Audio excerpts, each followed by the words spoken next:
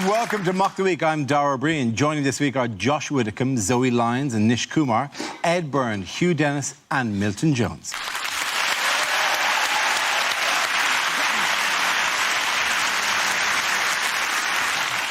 We start with a round called Picture of the Week. I show the panel a topical image and ask them to tell me what's happening. So what's going on here? Is it the only couple that Ed Balls would beat on Strictly? He's saying, please join me, Owen, on my cabinet. I'm so lonely. I imagine Jeremy Corbyn's just going, I did warn you, Owen. If you strike me down, I shall become more powerful than you can possibly imagine. It's Corbyn saying, when I get home, I'm going to make a lovely red Thai curry.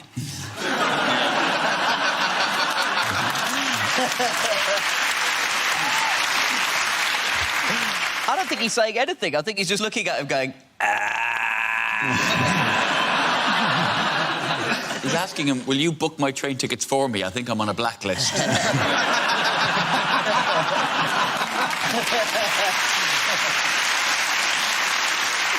Since Channel 4 have decided things couldn't get any worse and they've booked these two to present Bake Off.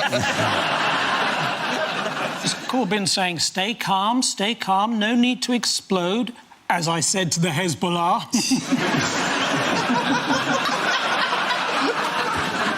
No, he's saying to him, I'd give that a few minutes if I was you. I've just had another good purge. And you know what it actually is? Well, I think we all know what it actually is. Of course. Jeremy Corbyn commiserating, sort of, with Owen Smith after Jeremy Corbyn wins the Labour leadership. It is, of course. Thank you very much, Hugh. Very good.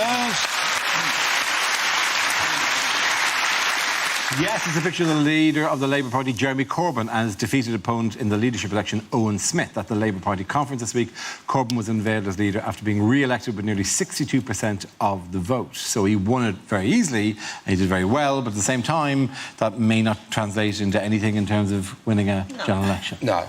I mean, it's not going to translate into having a cabinet either, is it? A shadow cabinet. He's going to have to do a shadow cabinet like, you know, Macaulay Culkin in Home Alone with the shadows. It's going to be a literal shadow cabinet. What is that? Mannequin for defence?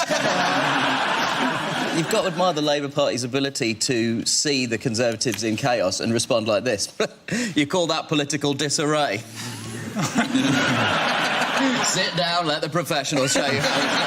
We'll see your chaos and raise your botched coup that involves our deputy leader having to be called home early from Glastonbury. He's incredible in that he can gather so many people together in a rally and they sort of see him as a messiah in the same way he will probably be crucified in the next election.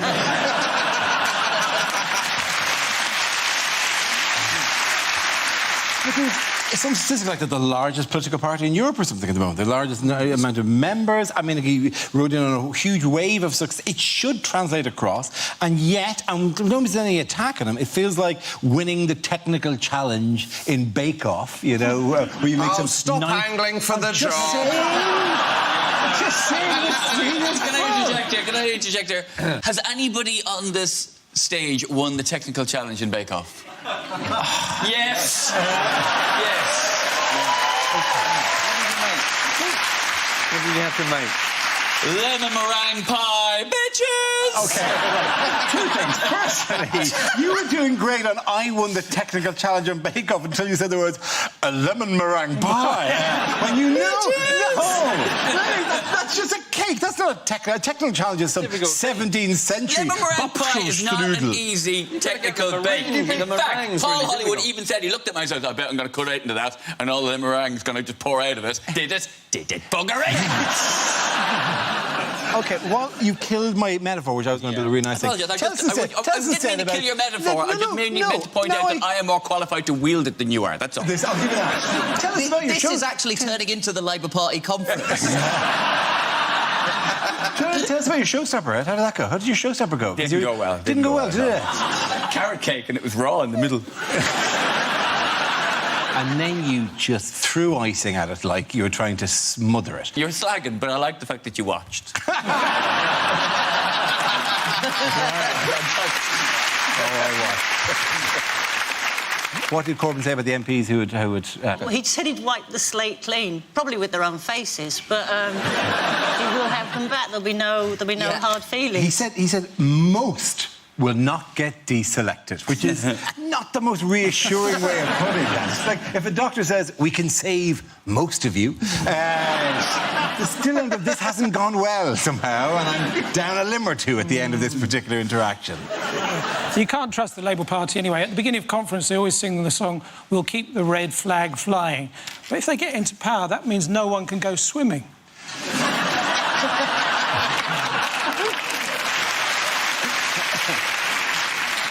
Is it 600,000 followers? I think they're followers, are they? Necessarily. sorry. That's Christ you're thinking of. Also, I think he's that got was a few... 12 Yeah. as well. Did you see the book of poetry? Yes. Oh, yeah. Oh, it's lovely. It's very, very lovely. Yes.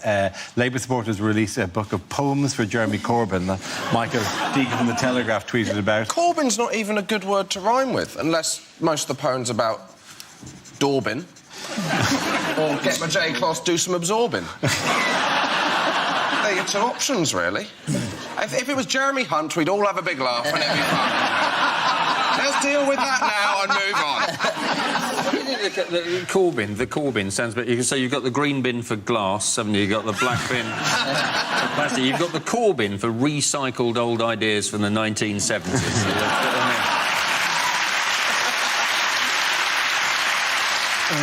Typical BBC. Yeah. Moving on, what criticisms has Theresa May faced this week? Which is having to change her name depending on which month we're... She's a submarine. Yes, why is she submarine? That was her nickname, apparently, the unkind nickname they gave her, because she sort of has a tendency to sort of disappear under the water when difficult issues come up. It's sort of a kind of a cool nickname as well, though, isn't it? Kind of like, they chose a nickname for me. It's really like the nickname you'd pick for yourself. The guy from the submarine. Ping! And he's so disappearing on the table. Like. The joke about submarines is never that they disappear all the time. It's that they're full of semen, isn't it? It's such a weird... What? Is it?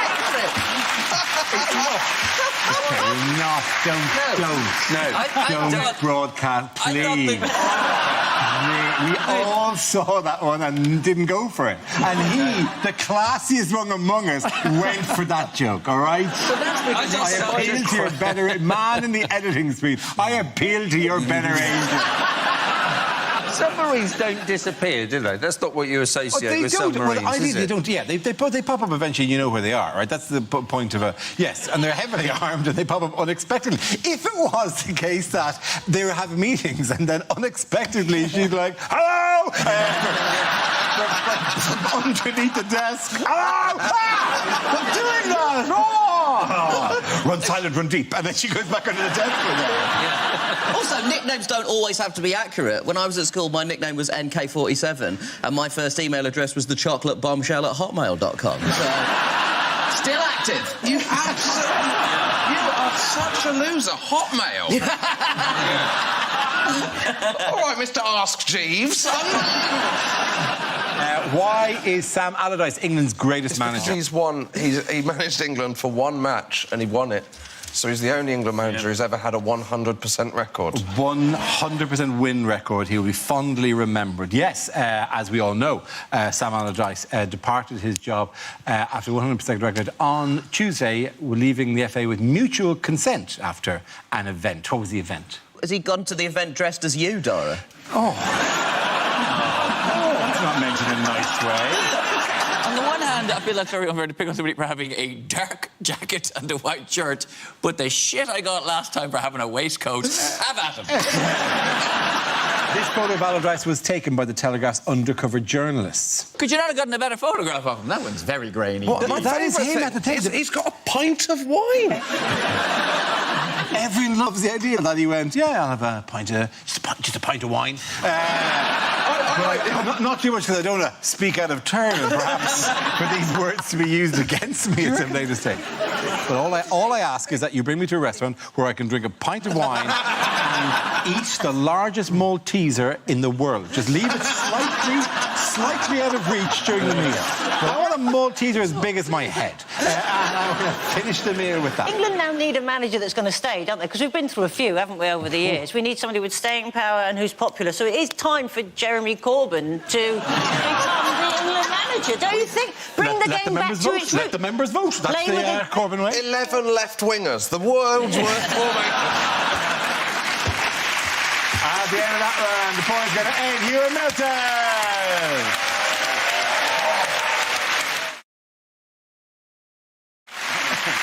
Now we play a round called There's a Labour Party in My Pants and Everyone's Invited. This game involves Nish and Milton, so if you could make your way to the performance area, please. This round is a stand-up challenge. I launch the wheel of news, and wherever it chooses to stop, one of our performers must step forward and talk about that subject. OK, here we go. Let's spin the wheel.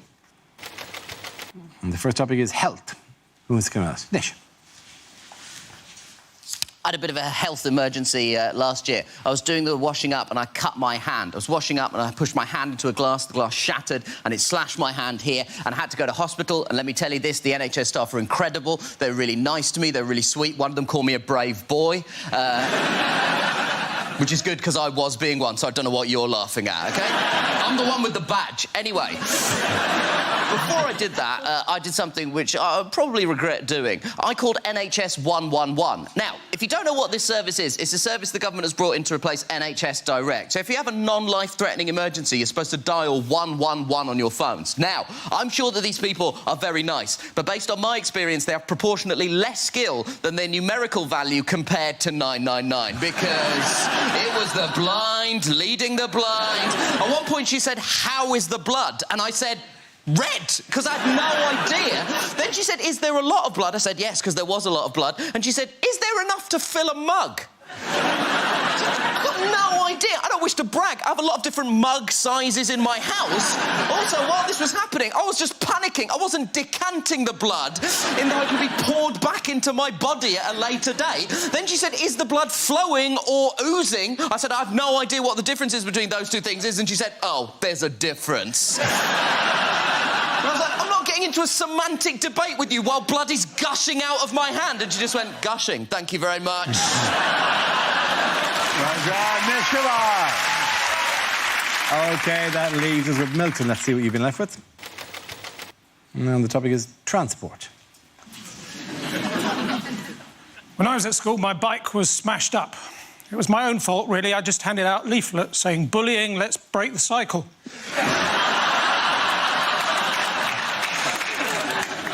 "We've been over this again and again and again," said my driving instructor, pointing to the Badger.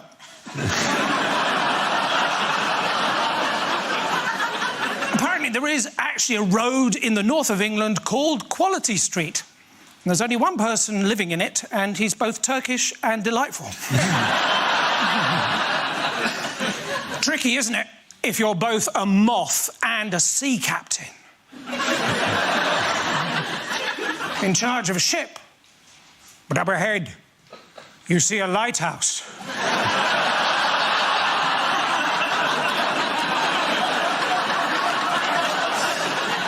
You know you shouldn't.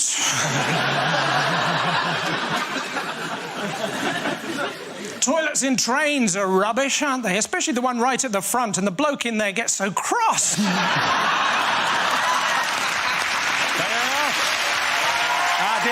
And the points go to Nish Kumar. Come on back.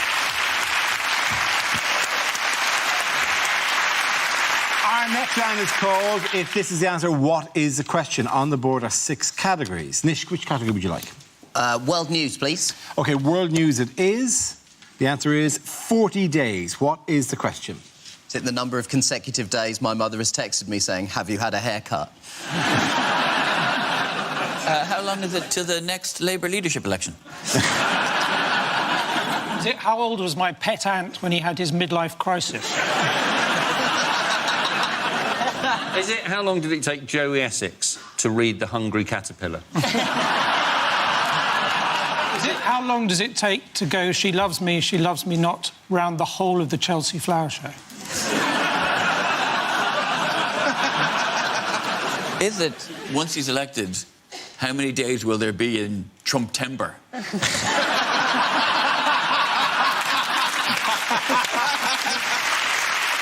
I got this month. It's a beautiful month. It's a really great month. It's a great month. Great month. Best month you've seen. It's going to be such a beautiful month. It's going to be great.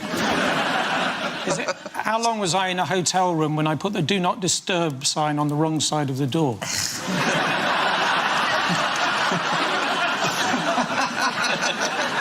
Is it how long would Jeremy Hunt have to wait for in A&E before being seen? Is it if I have a pickled onion Monster Munch, how long will it be in my burps? Any know what the actual answer is, please? Is it when they hacked Hillary's emails, how long did they spend just wading through Bill Clinton's porn stash? Is it how many days until the American election? It is absolutely right. Thank you very much. Tish, come on! Classic nerd. Yes, the question I was looking for is how long until the US presidential election? In a bitter campaign, the two most disliked candidates in 30 years are vying to become the 45th president of the United States. Now, this week was the first presidential debate. Did any of you see it? See much of it? Not many people watched it here, but it gets massive figures in America, doesn't it? Yeah, well, because in America, God, they don't put it on at 2 o'clock in the morning. See, that's the genius. That's how it works. That's the old American can-do spirit, you know? They're clever about this stuff, the Americans. It's got 100 million 100 million. views. Yeah, 100 and million. Channel 4 have bought the format because they're so excited about it. It was a weird atmosphere because it looked like Hillary Clinton was sort of trying to invoke the great presidential debates like Kennedy versus Nixon and Reagan versus Carter, whereas Donald Trump sort of reminded me of Batman versus Superman in that he was loud, incoherent, and managed to be disappointing despite expectations being unbelievably low. He had a terrible problem with the moderator, though, didn't he? He didn't like the moderator subsequently. Well, the moderator would say things like, no, that's not true, actually. He's got a perfect plan for dealing with the moderator, is that the next debate he's going to build a wall between him and the moderator. And the moderator is paying for the wall. The other mistake that Trump makes is that he's read somewhere that Mexicans make good fighters, but it's actually pronounced fajitas. Do you know how often he lied in a 90-minute debate? Was it 37 times? 34 lies. 34 times. Oh, I'm doing him a terrible disservice. You are. You make him sound like he's a big liar. He lied 34 times. She lied 4 times. Yeah, but she did the first lie, because she came out and said, it's a pleasure to be here talking. Trump clearly has no idea about how the political systems in the world work, which is why I won't be voting for him. In other news, what are the latest developments in the Great British Bake Off saga? Well, seemingly it's going to be hosted by someone who's not even from Britain, isn't it, Dara? Why are the crown jewels of this country being handed to immigrants? I looked at the odds. You're both on it, Ed and Dara. Do you know who I'm betting on? Not even on the list. Can't believe he's not in the mix. Mr. Kipling. He's been for like 7 years sitting at home with a fag going, to his missus going, I nailed it. I would do this exceedingly well, I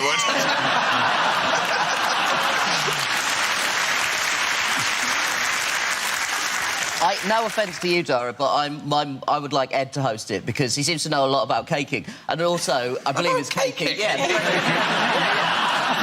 That's the industry term. Among people who know, that is the term.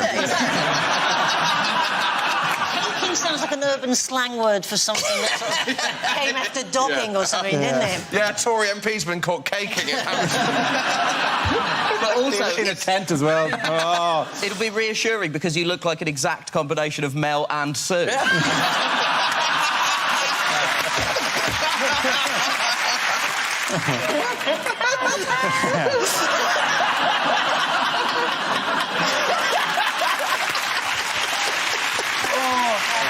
is the best thing. Apparently, Channel 4 wanted the show because they heard the BBC had made a massive turnover.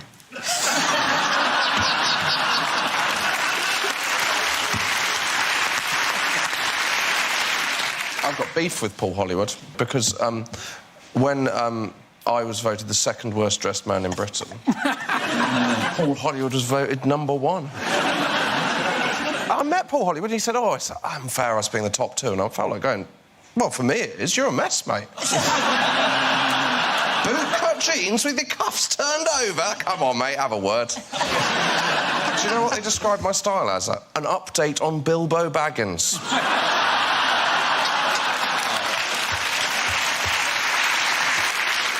What they've done here, though, they seem to... If this is the new show, Mary Berry seems to have been replaced by a double oven.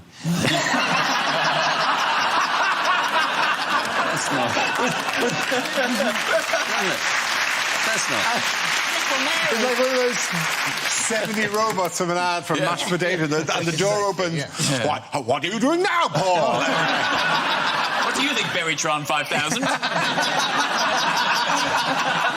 There's currently an office somewhere in the BBC where some people are just writing down locations and other words for cakes in a Mary Berry's aircraft hangar of puddings. They're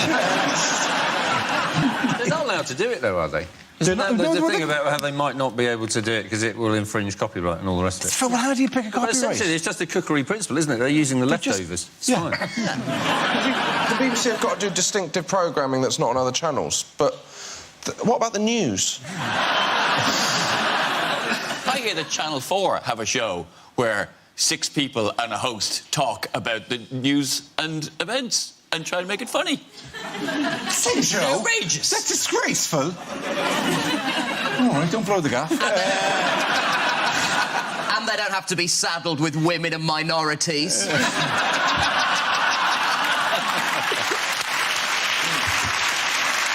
Careful. We're getting a lot of murmuring from Token Corner over there. Okay, at the end of that round, first with Miss Joey and Josh. Now we come to scenes we'd like to see. So if everyone can make their way over to the performance area, I'll read out this week's topics, then we'll see what our panelists can come up with. Okay, here we go. The first subject is unlikely small ads. Hello, my name's Ads.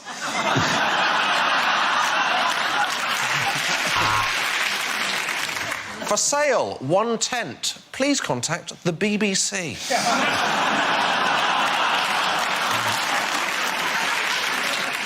Genuine single man looking for a relationship. Call this number. If my wife answers, hang up.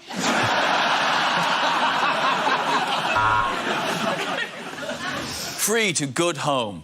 Fucking printer.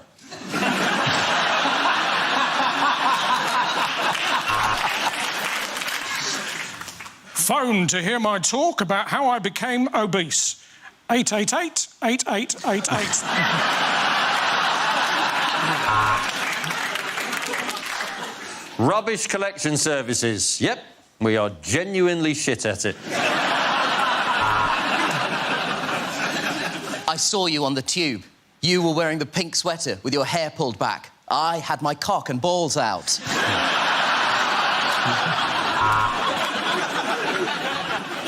Do you want a hard-working plumber for a reasonable rate? Then you shouldn't have voted for Brexit.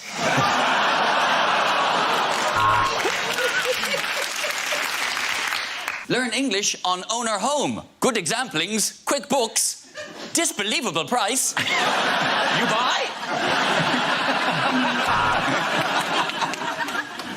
Applications are now open for the Donald Trump School of Talking to Women because those bitches are not going to interrupt themselves. Wanted, the internet, as I seem to be the only person in the whole bloody world still using the small ads. Have you lost a ginger cat? Check the top of Donald Trump's head. Phone to hear my talk about my reaction to eating a South African bishop. 000-00822.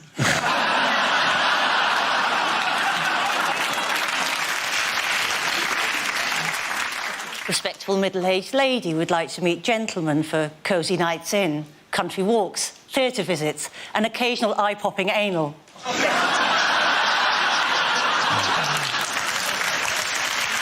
Okay.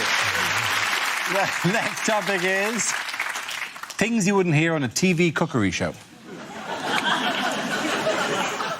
Hi, I'm Nigella Lawson, and before I bake any cake, I like to chop my flour into lines. You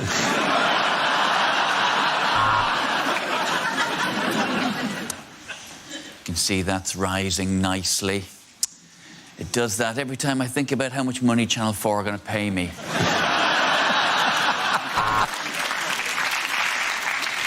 Hello and welcome to Can't Cook, Won't Cook.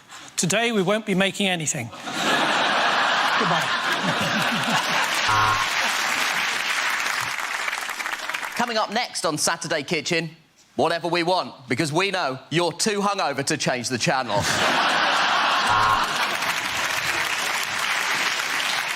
This is a hot pot. This is a fucking hot pot!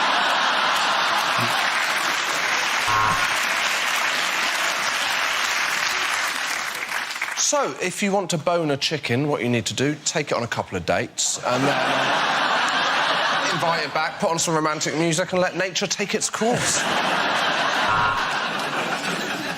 There is a bit of a problem on this week's food and drink. I've finished all of it.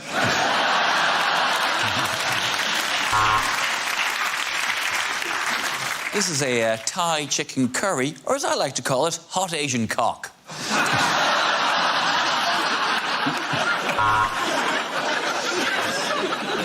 OK, Sam, let's see what you've brought in your bag of ingredients. It is a pint of wine and a large Malteser. Right, welcome to Southern Cooking for Northerners. First up, quinoa. What is it and why it can fuck off?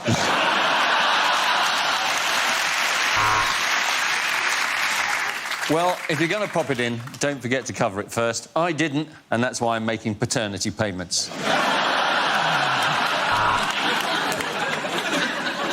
Hello, I'm Greg Wallace, and this series of MasterChef, we won't be using plates. We'll just be eating off my shiny, shiny head. Hello, it's Nigella Lawson here again. I'm just going to say the word spatchcock for no reason. Spatchcock. Anyone can make this. You can't, Beatrice. Sorry, you can't beat rice. Let's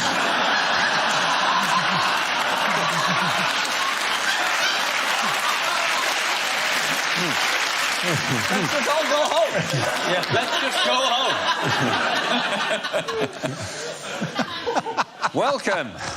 Welcome to Great Indian Bake Off.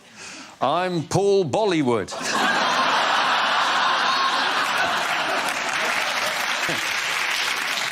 Hello, I'm Jamie Oliver. Welcome to my new show, Stick a Bit of Fucking Sugar in It. OK, at the end of that round, the points go to Nish, Zoe and Josh.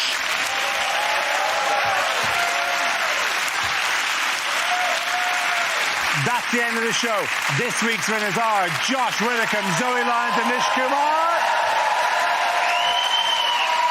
Commiserations to Ed Byrne, Hugh Dennis and Milton Jones. Thank you for watching. I'm Dara Breen. Good night.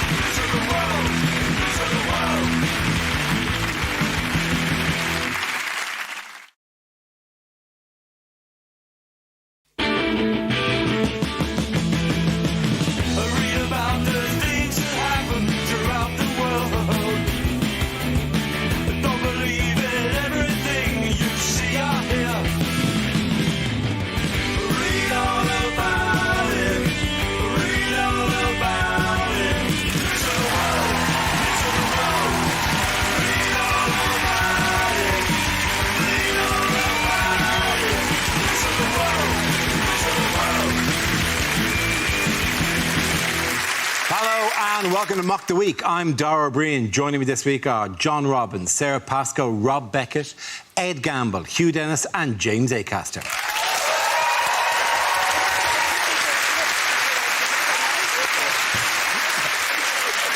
We start with a round called Picture of the Week. I show the panel a topical image and ask them to tell me what's happening. So what's going on here? She presumably is saying to him, you had one job, you had just one job, pack my socks. Is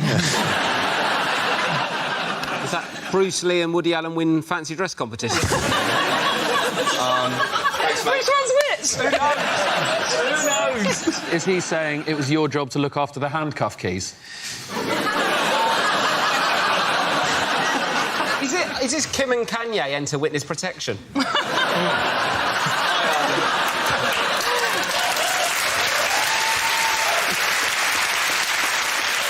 Could be something much nicer. Maybe she's saying something like, see, it's all right if we go into work together. No one will make fun of you. And no one has to make fun of you, have Not they? yet, they haven't, because we've sort of been doing that for bring your partner to work day, and Sarah's brought John. It's something of a historical thing for the show. We've never had. They've got together just now. Obviously, things have smouldered within the show at different times. But genuinely a couple, and that's a tension which is best out there, I think, Yes. at this stage. How long have you been together? 3.5 years. I really hope it lasts, because otherwise there's going to be some depressing evenings in a few years' time when you turn on Dave. This is, hands down, the most brutal way I've ever been dumped ever, Sarah. OK, the picture. I don't wish to state the obvious, but it is Postman Pat and Mrs. Goggins getting ready to fuck shit up. Is this when you buy your wife anal beads and she mistakes it for a necklace?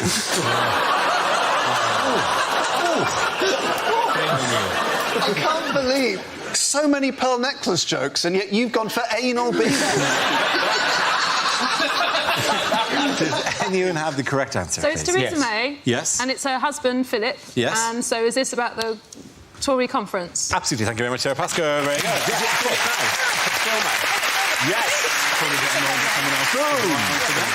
This exciting picture is of Theresa May and her husband Philip, looking coquettish and darling, at the Conservative conference in Birmingham earlier this week. The four-day conference was Theresa May's first as Conservative leader. Have we all been watching the Tory conference this week? Non-stop. No, of course not. So Brexit, when is Brexit going to happen? Now, well, she has said that she's going to trigger Article 50 by the end of March 2017. Yep. Why you have to... It just means formally notified trigger, doesn't it? Yep. It's a really dramatic word. It's like saying, I'd like a cappuccino, please. I have triggered a coffee. I know, and I've moaned about it before, but this Brexit thing... I mean, it's just... Don't stop, does it now? It's like, oh, is it going to be a hard Brexit, soft Brexit, hard... It's like watching the world's most boring porno. Are you worried, Dara, that in order to keep your job here, you might have to marry one of us? Way ahead of you, man. Way ahead of you. I naturalised myself many years ago. I moved among you. You can hardly tell me apart. From you English. Mit your interesting ways. Oh, it slipped. My accent is slipped. Dummkopf. I've got to concentraten.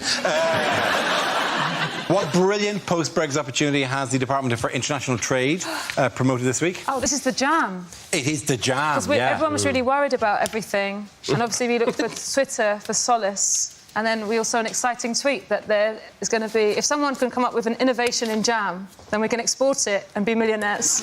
Yeah. That's all we need to do. Hey, hands up, who likes jam on the... Yeah. I'm a big fan of Do jam. you not like jam? Oh, no. Oh, hello. Okay. Oh, there's a discovery.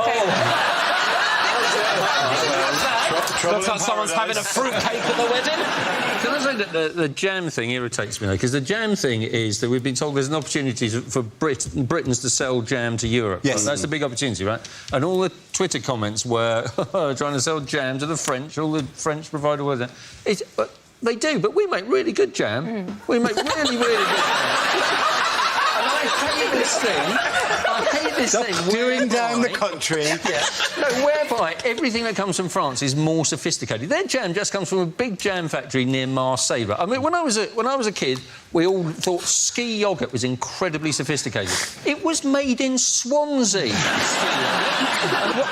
When you started that, I thought, where's he going with this? And it's just like, oh, he just loves jam. The last great innovation in jam was washing out the jars and serving cocktails in them to twats in bars. French jam is really complicated. I mean, it's not good because you go to Waitrose. Jesus Christ. You just want a jar of raspberry jam. Can you find it? You can find framboise. What the fuck is that? I never expected jam to turn you into Nigel Farage.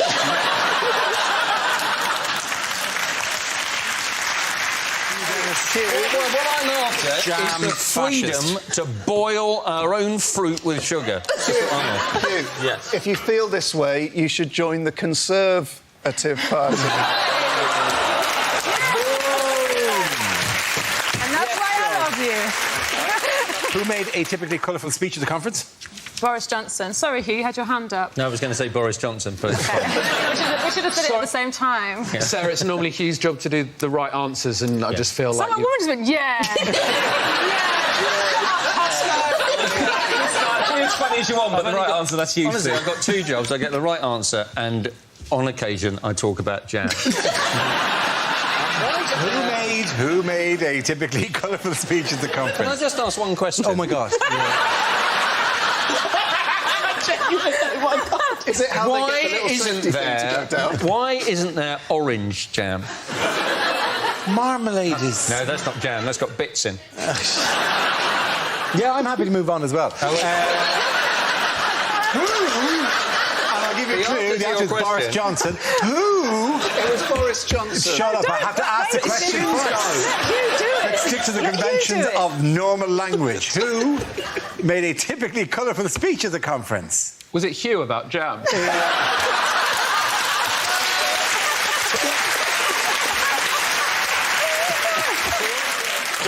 Yes. It was Boris Johnson. It was Boris Johnson. Of course it was Boris Johnson. Yeah, it was. And what did he say? He used the term Gloomerdon Poppers, right? A man who is the Foreign Secretary of this country. Yes. We knew he was a joke man 15 years ago, and he was on Have I Got News For You, and I thought, fine, I like him on Have I Got News For You. And then he ran for mayor, and I thought, no one's going to elect the joke man to be mayor.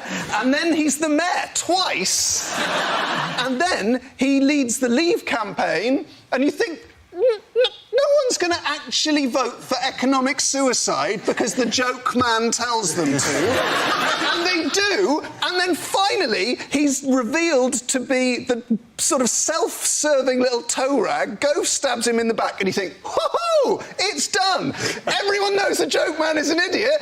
And then he's the foreign secretary. I just have had it up to here.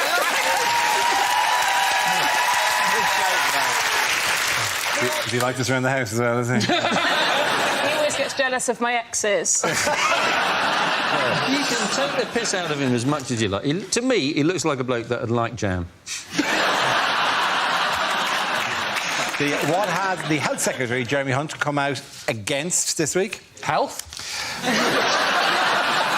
He may as well. Jeremy Hunt's come out against puddings in restaurants because he's worried that the obesity crisis is going to destroy the NHS before he can. He just needs to halt it in its tracks. What did he say he would do to restaurants that served puddings that were in to... Is he going to prosecute them or something? He was going to name and shame them. Oh, really? Oh, yeah, because that'll really work. See this place? Their cheesecakes are enormous! Oh, boo! Boo! Let's have a look at them. Boo! Yum, yum, yum, yum, boo! So he's bang on about it. It's like sugar. Oh, sugar's so bad. Sugar's so bad. Sugar's so bad it can affect the growth of your teeth. Oh, nightmare. Please, not me. I think he says quite a lot about the kind of weeks that he's been having, though. Because on the one hand, he must have woken up on Monday morning and thought, I could deal with a junior doctor's strike, or I could say something about puddings. Puddings, junior doctors, pudding. I think I'll go for puddings. But obviously, because it is him we're talking about, presumably junior pudding chefs will now go on strike, and you'll only be able to get a pudding for 24 hours if it is a genuine emergency. very cross about all this. Are you? I love puddings. He loves puddings, that guy. Ed knows this. I love puddings so much. I sat in Ed's house and ate a full tub of Ben & Jerry's while looking at the Ben & Jerry's websites to see what flavours of Ben & Jerry's they have in America that we don't get over here. What flavours do they have? The most amazing flavours you can ever imagine. They don't, because in American convenience stores, they have giant fridges full of these. Yeah. Right? And here, there's just be one, and it'll just be Jeremy Hunt standing in the fridge going... I didn't invite James that night, and I was trying to have a very romantic meal with my girlfriend. Every now and again, just me shouting out, "One's called the Tonight Dough." Cherry, cherry, chocolate, cherry, cherry. At the end of that round, the points go to Ed here and James.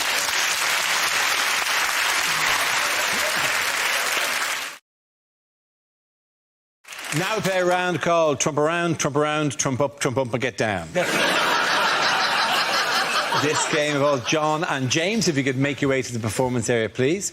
This round is a stand-up challenge. I launched a wheel of news, and whoever chooses to stop, one of our performers must step forward and talk about that subject. OK, here we go. Let's spin the wheel. And the topic is home life. Who wants to come in that?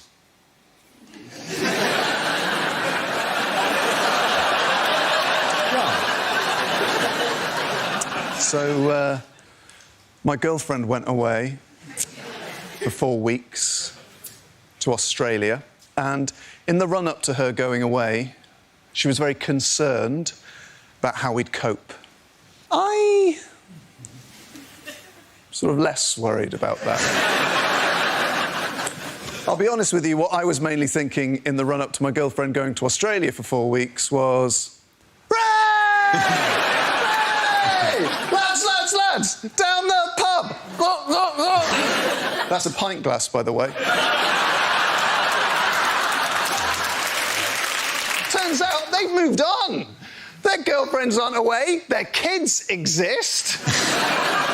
And my flat is now just turned into a blank, grief-walled cell of despair because I see it without my girlfriend in it for the first time. And so my mind just begins to fill with all the everyday things that lose their magic without her, because that's what I think love is. It's a domestic thing. The other day, she was emptying the bin, and I knew it was going to split because she doesn't buy heavy-duty bin bags because she doesn't listen to me. And she's lifting out the bin, and I can see the main sort of bulk of the refuse is staying there. Meanwhile, the bag itself is just stretching, getting clearer and clearer till it's little more than a shadow. And I think, well, that bag is going to split, but I can't tell her because I've learned. I hear this shrill cry. It's a sound that I've not heard my girlfriend make before, because I'm not much in the bedroom. And I thought, well, that bin bag split, hasn't it? Time to go and lighten the atmos with a few choice quips about why we use heavy-duty bin bags. John Robbins. OK, that leaves us with James. Let's see what your topic is. Let's spin the wheel. And the topic is cinema. Where you go. Speaking of the cinema, Sarah Pascoe's an idiot.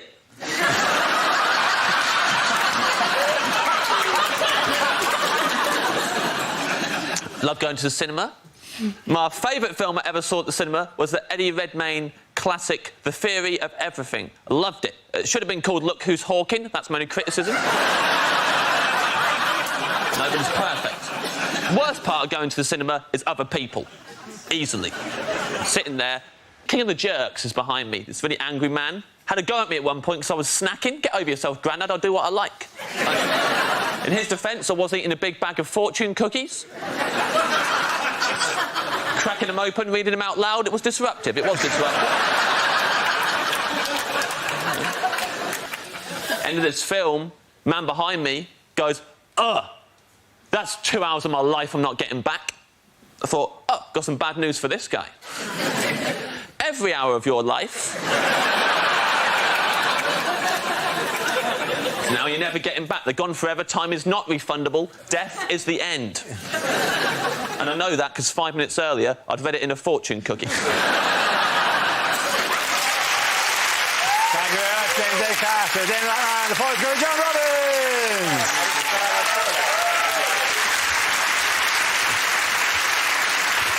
Our next round is called If This Is the Answer, What is the Question? On the board are 6 categories. John, which category would you like? I would like world news, please, Dara. OK, world news is the category. The answer is 3%. What is the question? Is it what percentage of my life have I spent thinking the toaster is broken when actually I haven't plugged it in? Is it my milkshake brings what percentage of boys to the yard? Is it what is my success rate for plugging in a USB charger the right way around first time? Is it how much of a portion of Viennetta you get around Jeremy Hunt's house? What percentage of the population of Midsummer are still alive? Is it how many of Southern Rail's trains run today?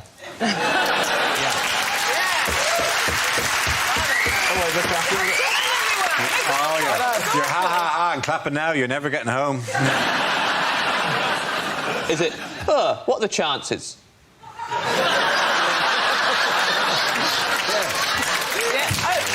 Very true. Very, It could be like, what are the chances of John proposing live on air? How much a week? Oh my God, let's come up. And Why who not? too? Which is... It's spider hands. Please tell me that when you propose, as you ever do, you will do spider hands first. You will Every day I propose to someone random. And I'll come up and go... What? No? OK, go on. It's the percentage of Facebook posts from new parents that I give a shit about.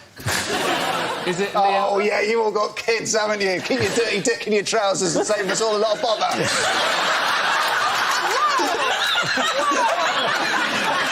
This is so much like an anxiety dream for me. Will you marry me? Well, You got it on tape, right? He can't deny it. I'm going to show his mum.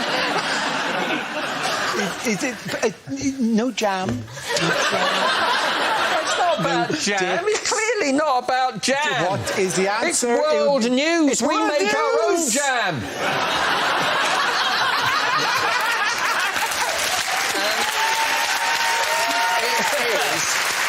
It is, I suspect, how far ahead is Hillary Clinton in the polls? That's absolutely the correct answer. Thank you very much.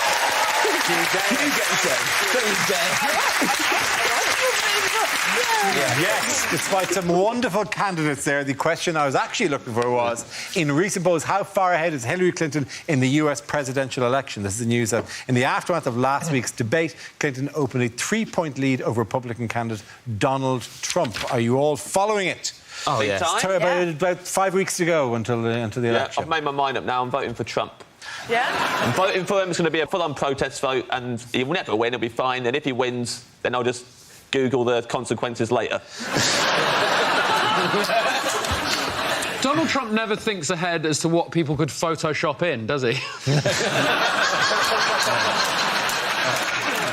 He's had a terrible week, though, isn't he? Because suddenly all his tax returns have been revealed, haven't they? So one set of tax returns revealed from 1995, which showed him making a $961 million loss, which he's offsetting as the next 20 years of tax. That's believed. So he's paid no tax for 20 years. That's the. And I got that off thing. Google, and I mean, about tax, they should know, shouldn't they? But it's true. He keeps saying despicable things about women. He keeps going on and on about people's appearances being incredibly shallow and being very critical and nasty, poisonous about people who've aged or put on weight. I mean, who does he think he is? A woman's magazine? The thing is, I think, America, though, they're all about breaking taboos, aren't they, and changing things. They had the first ever black president, and now they're going to have the first ever criminally insane one. So it's a good... They give everyone a chance.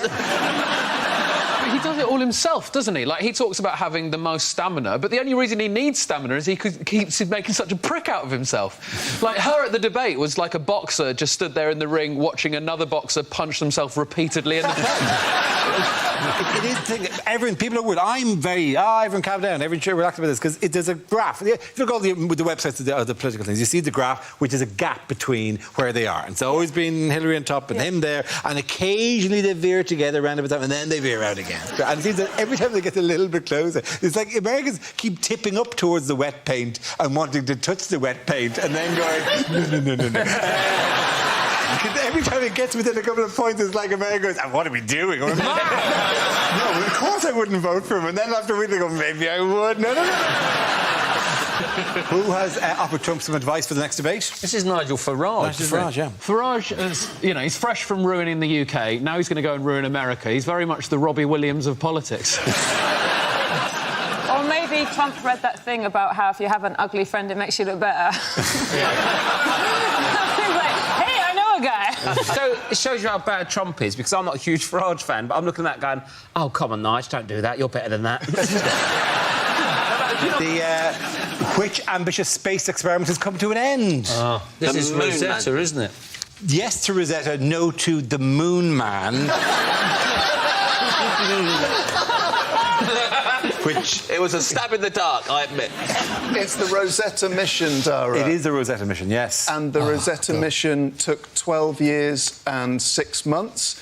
It cost $1.9 billion. Ridiculous. £1 billion. I've lost my no claims bonus and reversed into a trolley. And they're... and they're crashing spaceships on a hunch that it's going to be an hot day. I'm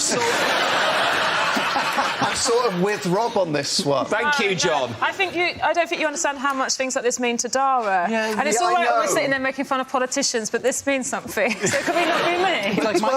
It's like my jam. Yeah. Do you think... See, I've got a suspicion that it's not genuine anyway. I think it might be an insurance scam. So they deliberately crashed it. And, well, the proof of that would be if its last transmission was... I've got whiplash. None of it's real, though. It's just sci-fi, isn't it? I don't know why we're talking about this, Dara. It's like Battlestar Galactica. And we're all indulging you, but it's not real, mate.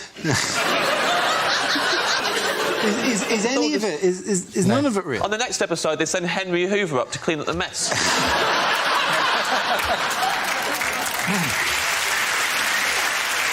At the end of the round, the points go to Rob, Sarah and John. Now we come to scenes we'd like to see. So if everyone could make their way over to the performance area, I'll read out this week's topics and we'll see what our panellists can come up with. OK, here we go. The first subject is things you wouldn't hear on Crime Watch. If you have any information about this crime or any other crime, then keep your mouth shut. Stitches get stitches. Bah, bah, bah.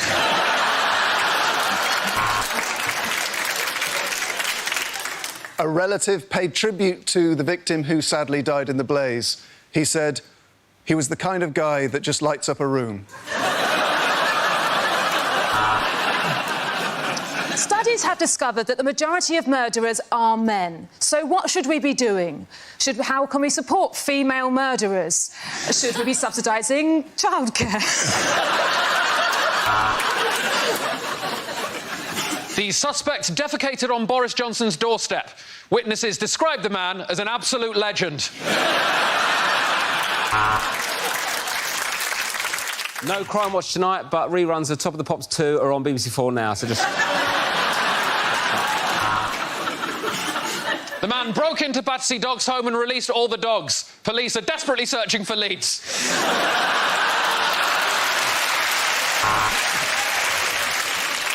The criminals then blew the safe, but however hard they blew, it just stayed where it was. Oh, no! A city up north has gone missing. It begins with L and is great. Police are desperately looking for leads.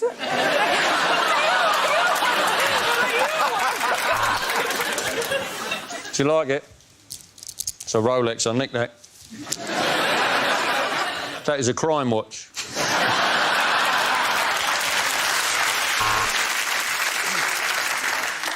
And now, as a bit of fun, we go to the blooper reel. Give me all your honey. I mean, money.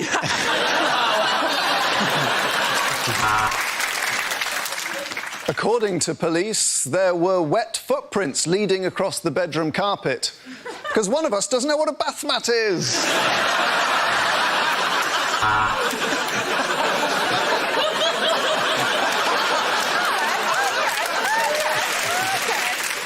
The murderer said she did it because he made so many jokes about me on Mock the Week I couldn't hack it anymore. Were you in the Wetherspoons at 9 a.m? If you were, we want you to contact us. There was no crime, we just want to work out what went wrong in your life. Right, let's have a quick look at Britain's Most Unwanted. This is Sam Allardyce. The victim's name was Jehovah. Police are looking for witnesses.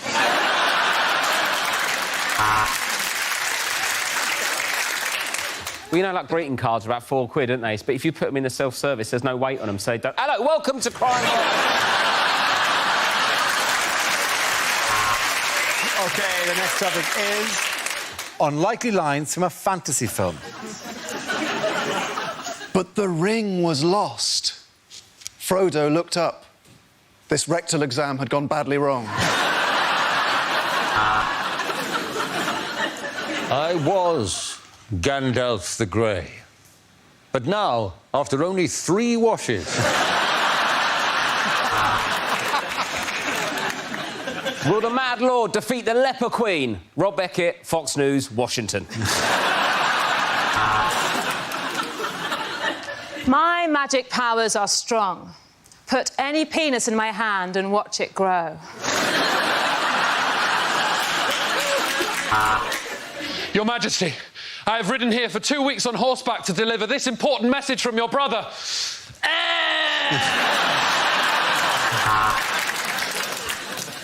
Hufflepuff? Oh, great, I'm getting bullied.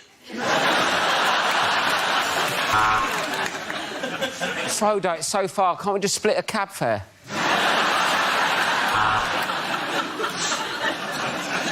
No, sorry, darling. No, that's a ticket.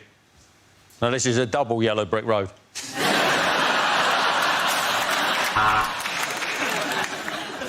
I am Thor. John Thor. And I am a Morse god.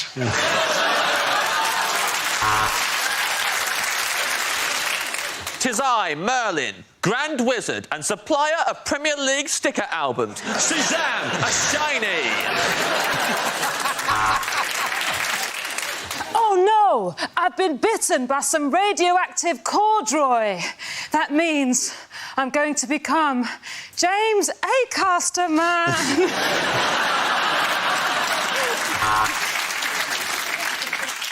No, I'm sorry, Alice. This is Sunderland.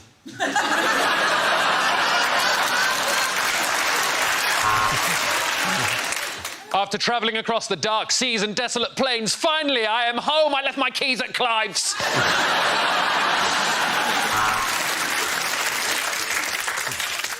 We actually find the term unicorn quite offensive. We prefer skinny rhinoceri. Call yourself an orc? Oh, yeah, you can talk the orc, but can you walk the orc?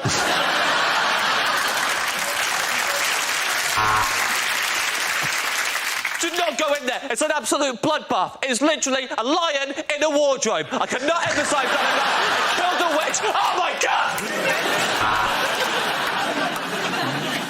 Oh, what's that? The film's gone on for 9 hours and they don't know what you're doing anymore, so you just get an army of the undead to save the day. Fucking turn it in. OK. Yeah, that round. The points go to Ed, Hugh and James.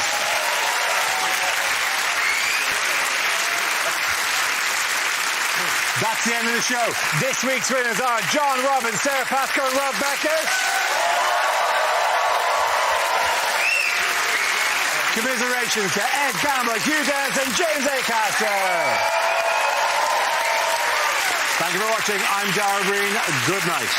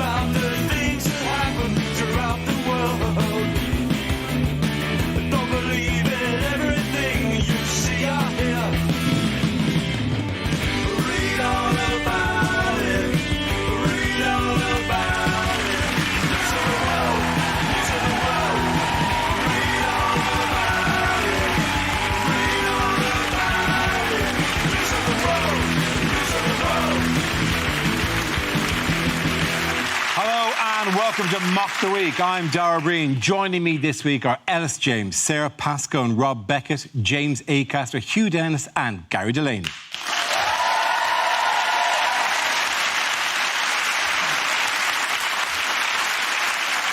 We start with a round called Picture of the Week. I show the panel a topical image and ask them to tell me what is happening. So, what's going on here? I think probably this is just a picture of all the UKIP people we've ever heard of. Plus a random woman.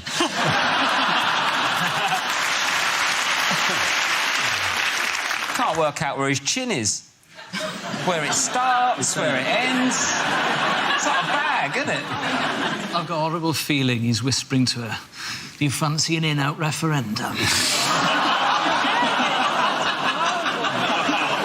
Brexit means Brexit. I've said this a million times. Is it new UKIP leader makes clear her objection to unwanted polls?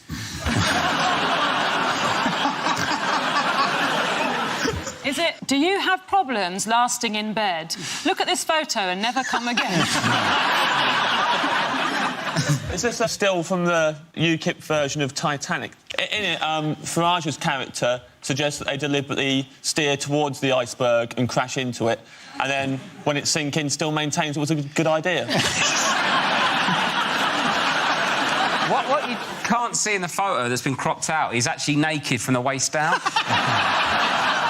Does anyone want to return? I know we don't want to return. That's Nigel Farage and the new leader of UKIP called Diane Absolutely James. right. Thank you very much, Hugh. Very good. Yes, this is a picture of new UKIP leader Diane James being embraced by former leader Nigel Farage after she was elected at their party conference in Bournemouth. That's what we think. That's what we assume. This could have been as good as it was. That could have been an hour-long struggle.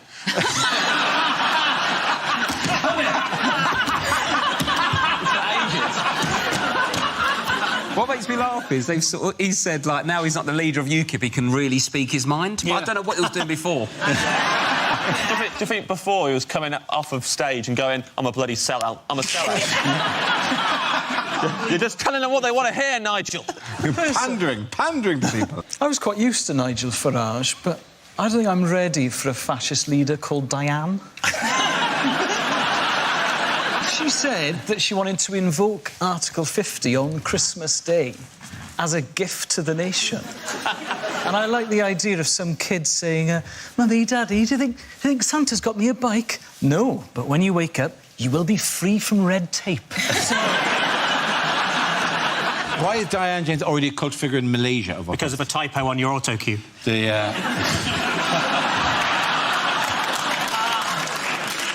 They put UKIP all in a line. I can show you what UKIP all in the line. UKIP. If you put up a banner, like, for example, after you've just lost a by-election, it doesn't read as UKIP. It very clearly reads as Pookie. I'm voting Pookie. What does Pookie mean in Malaysian? It's a word for a female set of genitalia. It's vagina! Yeah. Pookie is a Malay, one of the many Malay words for vagina. You know what the other Malay word for vagina is? Is it vagina? No. Actually, there may be many. BNP? Yeah, it's not. It's Farage, isn't it? Farage, spelled F-A-R-A-J. Farage also means vagina. The Malays have so many wonderful words for vagina, and all of them are nicer than the word vagina. Maybe that's why he wants independence from all other countries, because Farage means fanny in all those countries, so he's sick of it. It doesn't affect your political career. There is genuinely a member of the House of Lords called Lady Garden. How did Farage upstage the new leader? What did he do? Oh, did he go swimming naked? He did go, yes. Or pants on, skinny dipping, they've called it. It's a very odd celebration, though, isn't it? To celebrate leaving Europe by stripping off and swimming towards it. Yeah. I think... Serious suggestion here. Oh, yeah. Hello, by the way. I realise I haven't said hello to you today. Hello, James. Good to see you. Hello, good to see you all. My main point... I would like to compliment you on managing to find a jumper. This is the exact same colour as your hair. Thank you. It's very good. And my shirt. And your shirt. I'm working on my skin. I'm hoping this soon I can just be completely in mustard and then hide in Coleman's. To seem, you know, churlish, but can we return to the topic at hand? Absolutely. Can you remember what the topic was? It is illegal to be naked in public. Oh, so he is did. it? Yeah, I mean, Oh, you so can't it take is, all your yes, yes. clothes off. Yeah, and Yeah, so. it is, yeah. Actually, of course it is. I think people are Why really. Why did I for a second doubt that? I Yeah, apologise. you're like, is it? That's Naughty. an interesting window on my views. What's wrong with you people? Just be relaxed. That's why we're all sitting behind desks. They're just bodies. He really hasn't retired, has he? So he's been to America, hasn't he? And he's worked with Donald Trump, hasn't he? He has. He's appeared with And in with Donald America, Trump. he's known as Mr. Brexit. Which Trump sounds claimed like that a sort of 1970s men's clothes shop to me. Where do you get your shirt? Mr. Brexit. And in Malaysia, Mr. Brexit means vagina. Did you know that? What new challenge is Theresa May facing? Oh, there's a group. A group has been set up. Yes. I believe they're called Leave Means Leave. Yes, they are. And they're saying, we want Brexit now, hard Brexit. This whole thing feels like a really horrible game of would you rather, but they're both things you don't want. Like, would you rather have massive hands but they're not attached to your body, or tiny hands but they're strangling you? Wait, one of them means you're racist. It's too hard. It must be so hard for him. It must be so stressful, so confusing. Because I tried to switch from BT Sports to Sky Sports, and I ended up crying and just having both. I think I might have an idea in terms of solving, basically, because half of the country want to leave and half of the country, or slightly more, want to stay. Why don't we do a Robbie, like, where we leave, but we come back for big concerts? Yes. So, like, everyone's OK about it, the fans are happy, when he does turn up, what a great surprise. But actually, most of the time, he's not in the band. So, sort of unexpectedly. Yes. So they have like the European things where there's 27 of them around and they're all just swaying gently, and then it's like, I would rather have big hands, but they're not attached to my body. Fair enough. That's it, ladies and gentlemen. Good. In other news, what's going on here? Is it Labour announcing the new replacement for Trident?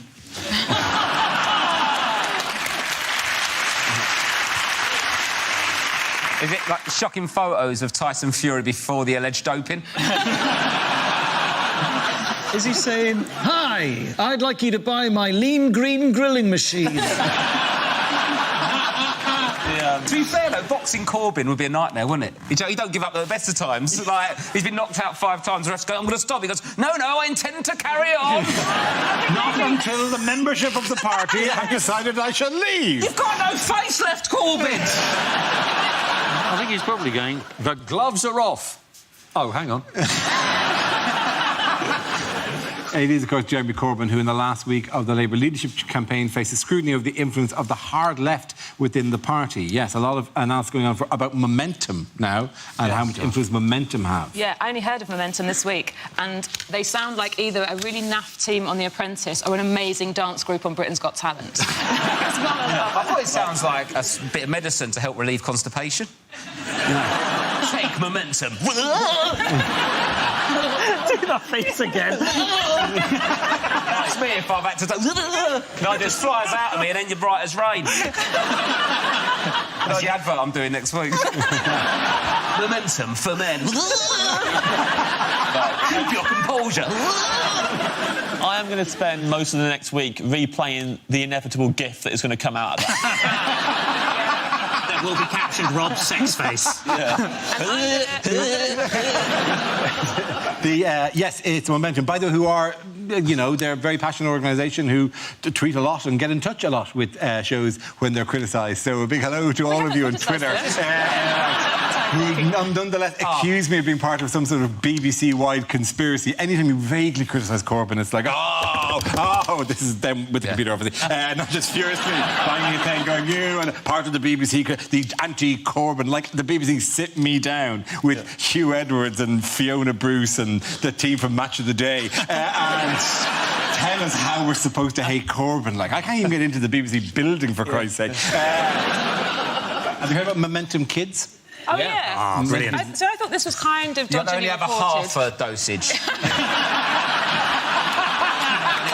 a bit more flavourful. Strawberry. It's a strawberry flavour, isn't it? Sorry, so Momentum Kids? I've got hold of some of their teaching materials here. I've got some of their nursery rhymes and songs. So there was an old lady who lived in a shoe because the Tories sold all the council houses. Old MacDonald had an organic farm. GM bad. If you're happy and you know it, then you're wrong.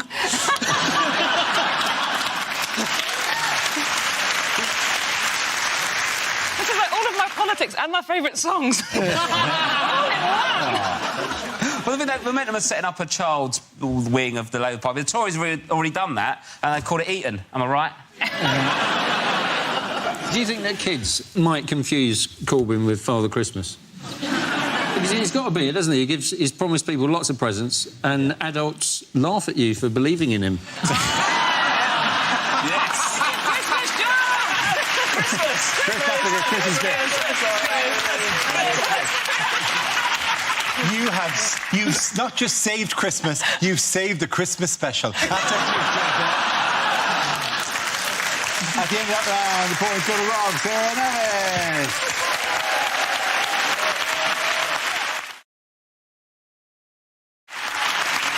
Now we play a round called Mock Out with Your Cock Out. This game involves Ellis and Gary, so if you could make your way to the performance area, please. This round is a stand-up challenge. I launch the wheel of news, and whoever chooses to stop, one of our performers must step forward and talk about that subject. OK, here we go. Let's spin the wheel.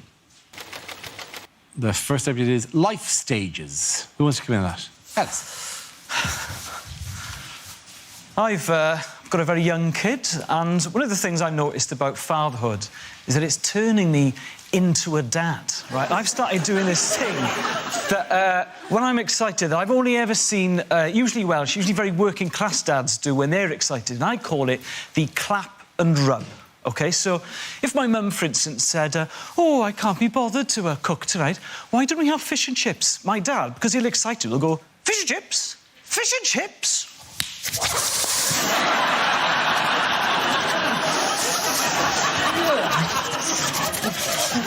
And I have started doing that now, but when I'm doing it, I'm like, what the hell is going on, right?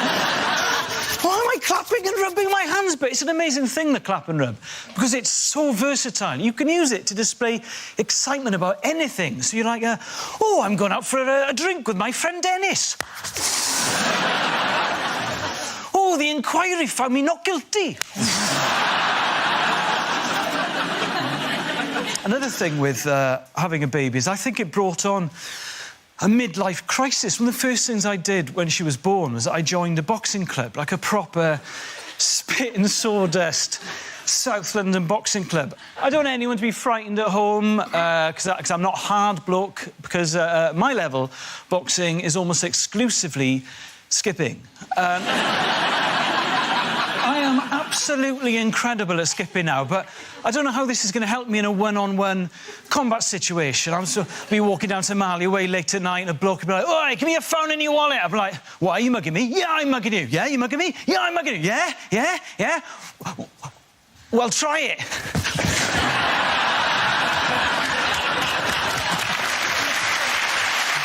you very much, Alice. OK, that leaves us with Gary. Let's see what you've been left with. Let's spin the wheel. And the topic is relationships. The other day, a woman described me as a bit of a looker. Well, voyeur was the actual word that she used. I used to go out with a parachutist with IBS, but she shat on me from a great height. One time I nearly had a threesome with my girlfriend and my best friend, and the only thing that stopped it happening was they didn't invite me. My girlfriend said she wanted to try some new condoms with something special inside to boost her pleasure. I said, "Oh, what's that?" She said, "Other men." Our fourth child was called Ivy, and that's because we ran out of names and started using Roman numerals. My last girlfriend was always trying to put me down, which is just one of the hazards of going out with a vet. I tried reading a book on premature ejaculation, but I couldn't get past the opening passage. This Christmas, I'm taking the whole family to Lapland, which is great, because normally those clubs don't let kids in. I always worry when a woman sees me naked for the first time that she's just going to scream and run out the park.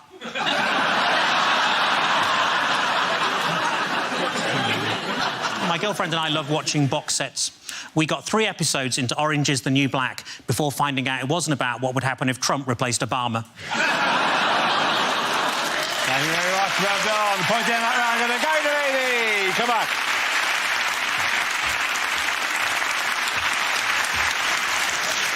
Our next round is called If This Is the Answer, What Is the Question? On the board are 6 categories. Ellis, what category would you like? Could I have home news, please? Absolutely. Home news it is. The answer is 18 billion. What is the question? Is it the amount of times I'll check my phone when I'm watching a friend's band? Is it how many times happier is Jennifer Aniston than she was this time last week? Yeah! Playing the long game, Aniston. Is it how many hours tutoring would Rob need to get into grammar school? Not very nice, is it? You pass for 11, though. You have the kind of a... Oh, yeah, I could do grammar school if I wanted, mate, but, you know, why knock about learning when you could just turn up and do this?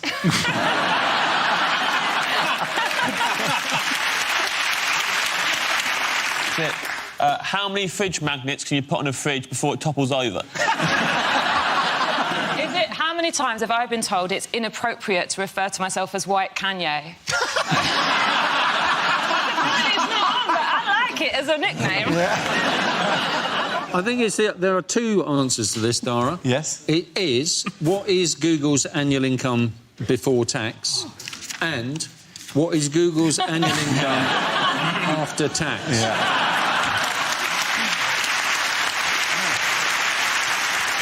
Is it the amount of times we've discussed Brexit on this show? It was rather a big news story, Rob, to be fair. I know, but keep going on about it. Can't we just do this and not talk about the news? Just for 1 week, just have a chat. And just see how we all are inside, because we've got problems. I've got stuff going on, mate. I can't be bothered with Europe. I can't even sort my own house out. The kitchen's falling apart. I've got people talking to me about tiles. I don't know what tiles I want. It's hard work. I've got gravel outside my house, and every time I come in, some comes in off my shoes. You can't hoover it, you can't sweep it, it's just always there. And now you go, no, Uncle 50, I don't give a fuck!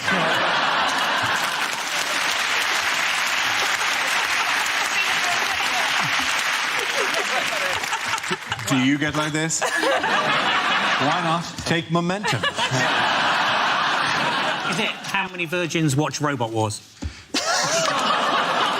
Oh, wow. OK, I know this. Attack him, Carbide! The correct answer is... How much Monopoly money was I fined for swallowing the tiny silver dog?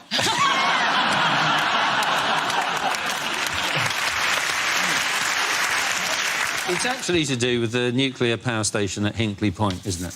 Yes, and it is how many fingers will the average child have if they're born near Hinkley Point?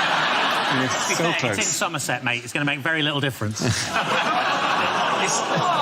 lot of oohs tonight. Yeah, that's unfair. This power plant is going to bring Somerset into the 20th century, mate. You watch. The full answer is how much will it cost to build the new nuclear reactor Hinkley C in Somerset? Absolutely right. Thank you very much, you did. Knowledgeable. Yes. The question I was looking for is how much is a newly approved nuclear power station at Hinkley Point in Somerset expected to cost? It's being funded 2/3 by the French and 1/3 by the Chinese. Imagine the work canteen. You know, I'll have a sweet and sour croissant, please. The advantage of a French nuclear reactor is if it starts smoking, it'll still look cool. It doesn't make any sense, and they've set a price point that's unrealistic, and they're going to lose lots of money. And it reminds me, it's like déjà vu. It's the Millennium Dome, except this time it's radioactive, and we can't even use it for concerts afterwards. Like, this is terrible. I can't wait. I love it. What? I love it. Why? I love nuclear power. I can't wait to be an X-Men. You'll be Colonel Mustard.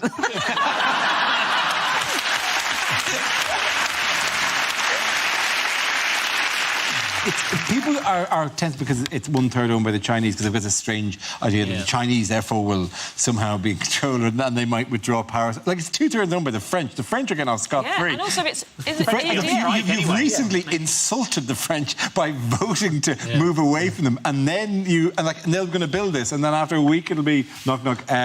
Bonjour. Can you have some electricity? No electricity pour vous. I hope I get the power to make prank phone calls with my mind. In your X-Men, you can choose what you want to be, can you? Yes. Can I be White Kanye? In other news, who has saved a species of tortoise from extinction? A tortoise? Yes. How did he do it, Hugh? Well, he had sex with the other tortoises. Yes. In some ways, you make the story seem very ordinary. What is the name of the tortoise? Diego was his name. Yeah, I don't like this story, because it was reported like, oh, Diego single-handedly saved this species of tortoise. Did he? Did he lay the eggs? Did he sit on them until they hatched? Did he feed the children? Did he teach them everything that she knew and then try not to cry when they ask, why don't we have a daddy? Because he's shagging everyone on this island, that's why. I don't like him! Tortoise! Thank you! Also, it's hypocritical as well. Like, he has sex with hundreds and hundreds of tortoises and he's a hero. I have sex with one. He hasn't saved an entire species. He's had sex with lots of tortoises and had 800 kids. He's created a ticking time bomb of incest. No one is saying that they're the most... Yeah, obviously, the wider the gene pool, the stronger it is. But it's very difficult to tell with the tortoise if they're actually being damaged by... You know, you can't go, oh, I think he's a bit damaged. Why? Well, he's a little slow. Yeah. What do French scientists claim to produce this week? Sperm. Sperm. This story makes no sense. French scientists said that they have made sperm. Yes. Why would you make such a plentiful resource? Like, just go to any teenager's bedroom. Boy, They said that they've tried to make sperm in the past, and they thought that it was sperm, and then it wasn't sperm. I think it's the only time anyone's ever been disappointed to discover something isn't sperm. This isn't sperm? Yeah. You promised me sperm! Just toothpaste. I reckon if someone got caught at work doing something naughty and it's the biggest styled it out ever. Yeah. His boss comes and goes, what are you doing? I'm just making something. I've been making sperm. For science. That'd be such a Get bad out, lie. Mum, I'm doing science! At the end of that round, the point's going to Rob, Sarah and Ellis! Now we come to scenes we'd like to see. So if everyone can make their way over to the performance area, I'll read out this week's topics and then we'll see what our panelists can come up with. OK? Here we go. The first subject is things you'd never read in the Bible. Eve took the apple. Bollocks, she said. It hasn't got a headphone jack.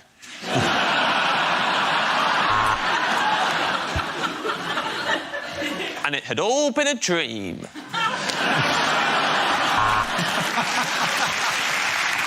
And in the beginning, there was the Word, and the Word was good, but it wasn't compatible with Max. And after the Last Supper came the last argument about who had a starter. Oh, I should have known it would be you with a name like bloody Judas. And so it rained for 40 days and 40 nights, and Noah said, next year we holiday abroad.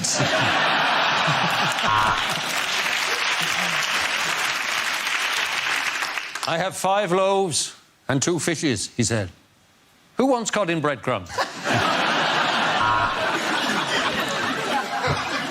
Jesus handed out cans of Dr. Pepper and said, drink this in remembrance of me. That's right, my full name is Dr. Jesus Pepper. People who enjoyed this book also enjoyed the Quran and the Torah.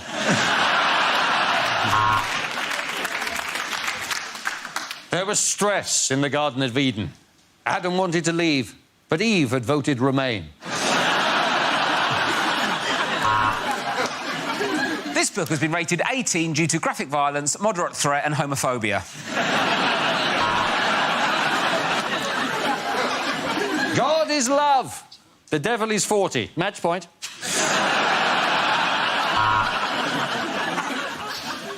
And most importantly of all, thou shalt not board the train until other people have alighted the train.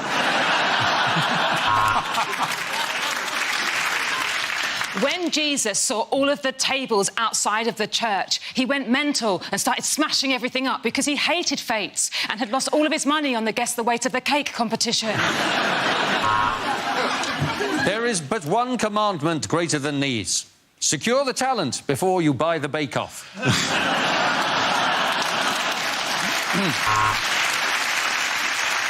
Thou shalt not steal, unless from the self-service checkout. You all do it. Birthday cards, no way, is there? No, actually, my mum couldn't have done that because she's a virgin. The animals came in 2 by 2, for 'twas Orange Wednesday. OK, the next topic is... lines you wouldn't hear in a James Bond film. Sorry, mate, it's his spoons. We don't do martini. Do you want to jug a woo-woo?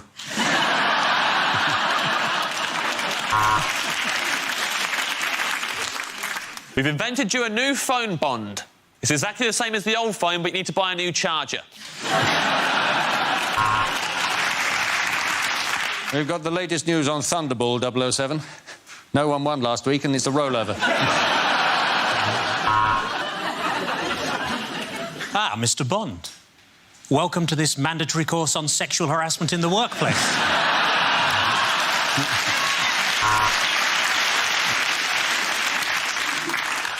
Hi, the name's Bond. It's not actually 007, they're zeros. Otherwise, I'd be called, ooh, 7. Oh, Mr. Bond, I'm very flattered by your advances, but you are a complete stranger. You work for my enemy, and I am menstruating very heavily. Bond, meet your children, 005, 003 and 0018 months. You want my full name, of course. It's Bond. James Skipton Building Society, fixed rate, 1 year, Bond.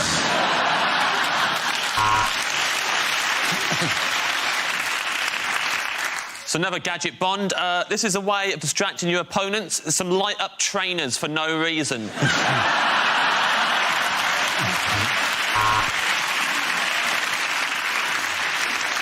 Mr. Bond, I have one question for you.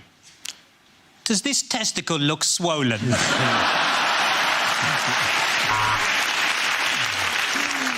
So, Mr. Bond, welcome back. How was Russia? How do you feel? Do you know what? Rested. Mr. Bond, we just want to check that you understand how to use the new equipment. You know you can swipe left, don't you? Blofeld? No, I've never even met Felt.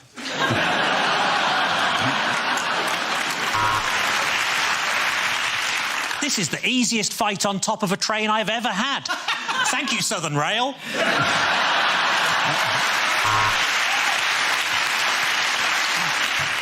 Whoa, whoa, whoa! I've got a girlfriend. No, thank you. At the end of that, the point goes James, Hugh and Gary.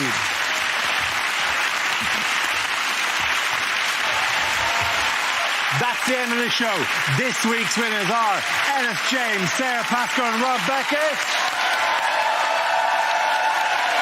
Commiserations to James A. Carter, Hugh Dennis and Gary Delaney. Thank you for watching. I'm Dara Breen. Good night.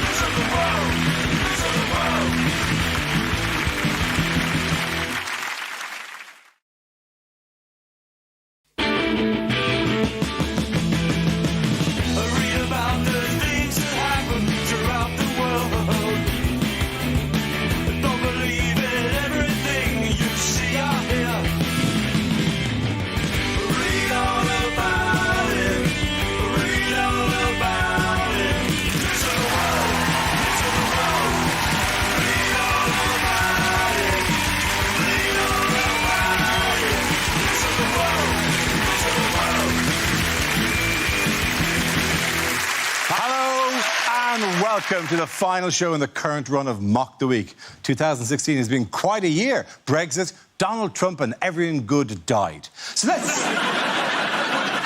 relive all that, shall we? There'll be some outtakes and new stuff as well. Hope you enjoy it.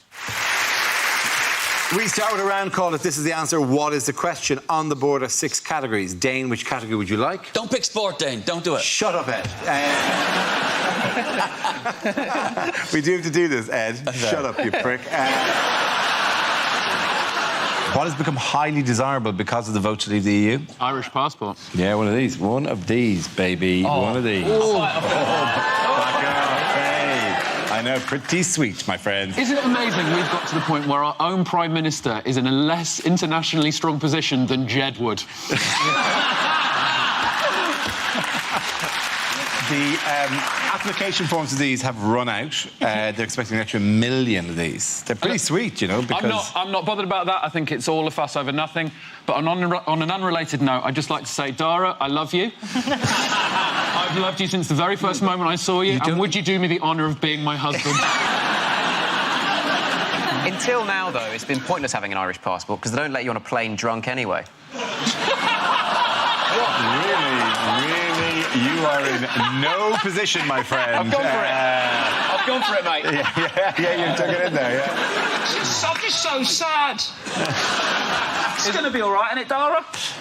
Everything. You know things. I don't care, man. What's Tim Heath reckon?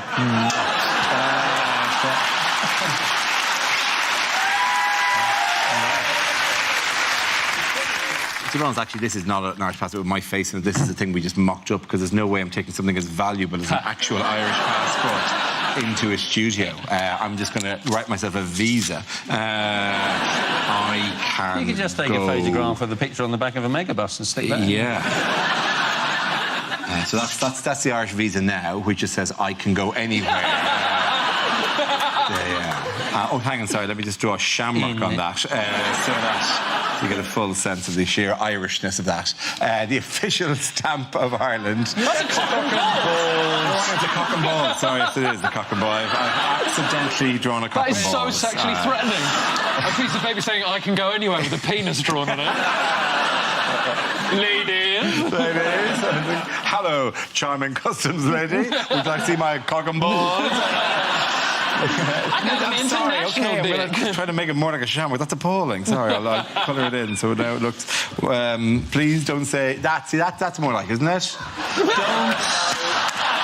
OK, there. What's that? OK, stop saying cock and balls on my Irish visa. Are you allowed to write in it? It's not a real... No! It's fake. It's a pretend one. Digressing slightly, that is the thing that pissed me off about the film Gravity, where Sandra Bullock, it didn't matter what spaceship she got into, whether it's Russian, Chinese... Here we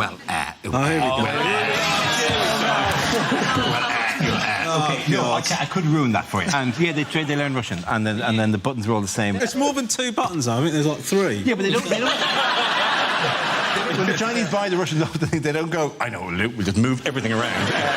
You don't get in a car in Spain on holiday and go, oh, my God, what are all these different buttons? Yeah, but I mean, because I've got a driving licence, I don't assume that means I can then fly a space rocket. I mean, it's different, it's slightly more... All right, then, mate, because that's off what I thought you were saying.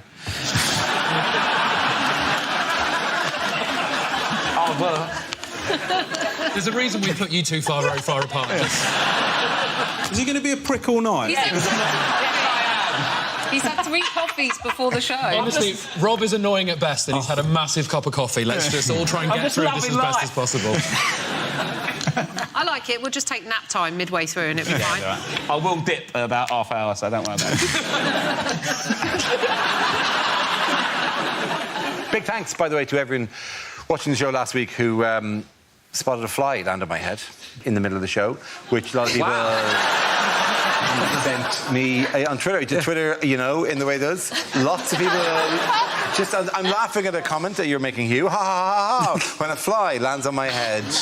And that's all I've heard of the entire show. Literally no joke was noticed by anyone other than people trying to screen grab that to send it to me. Why did you not... What has happened to your central nervous system such that you were unaware that a fly had landed on your head? Because it was a fly, Hugh, rather than... It wasn't like a gazelle sat on my head.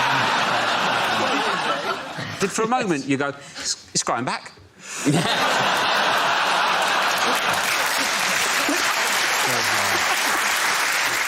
think you look sweet with it. I It's think like a you should keep tiny it. top knot. Yeah. Done for a tiny top knot. I'm still down with the kids. Yeah. I'm Zlatan. I think it's more reminiscent of a little bird on the back of a hippo. Hey, if you really scale it up, though, you know. Yeah. You think I'm in a symbiotic relationship? The fly cleans me. Yeah. And in exchange for that, I don't kill or eat the fly. I like to think that if you zoom in on the fly, it's also going... Like you're both laughing at the same time. There's a little fly there. And if you zoom in really, really close, there's a little bacteria on top of the fly going... There's a happy chain. In other news, what's going on here? Too soon, is it? Hodge and shit and we're out. Is that the answer?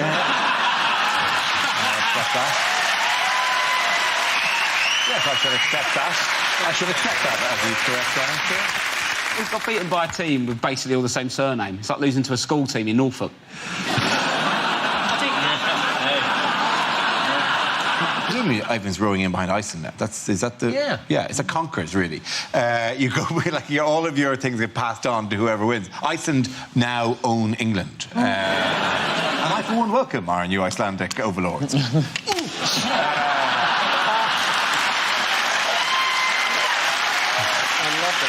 And the best thing is, something is happening because there's a long gap between the first one and the second one. Yeah. There's a long gap. And you know something's happening in Icelandic in their heads. Some Viking thing is happening. And it's freaky because you're going, oh. Even longer than that, you're going, come on, come on. And then when they know the time has passed. Stop it. Whoa. Stop.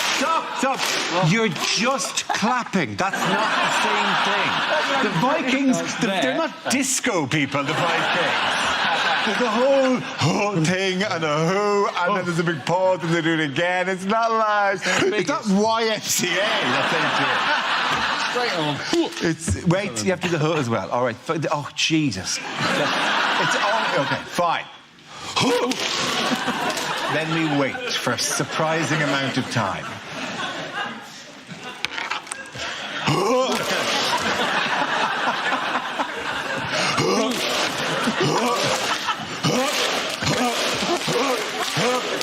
And so on, and then we're right. OK.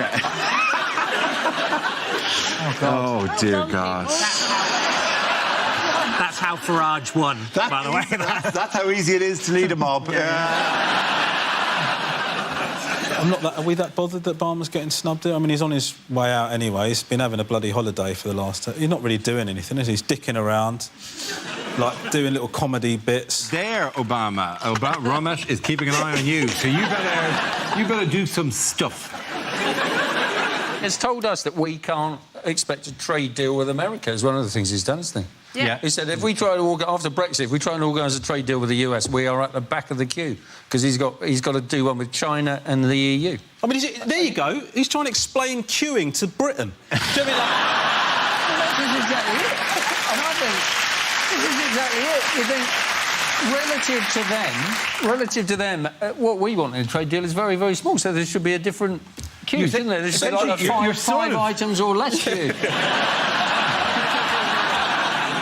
I worked this out the other day. He said, you know when they say never put all your eggs in one basket? Yeah. Do. Because you get a wider choice of checkouts, don't you? Another thing with eggs, don't get duck ones. Tastes like fish. Culinary corner with Rob Beckett. Mate, I think we can pinpoint the moment the coffee kicked in.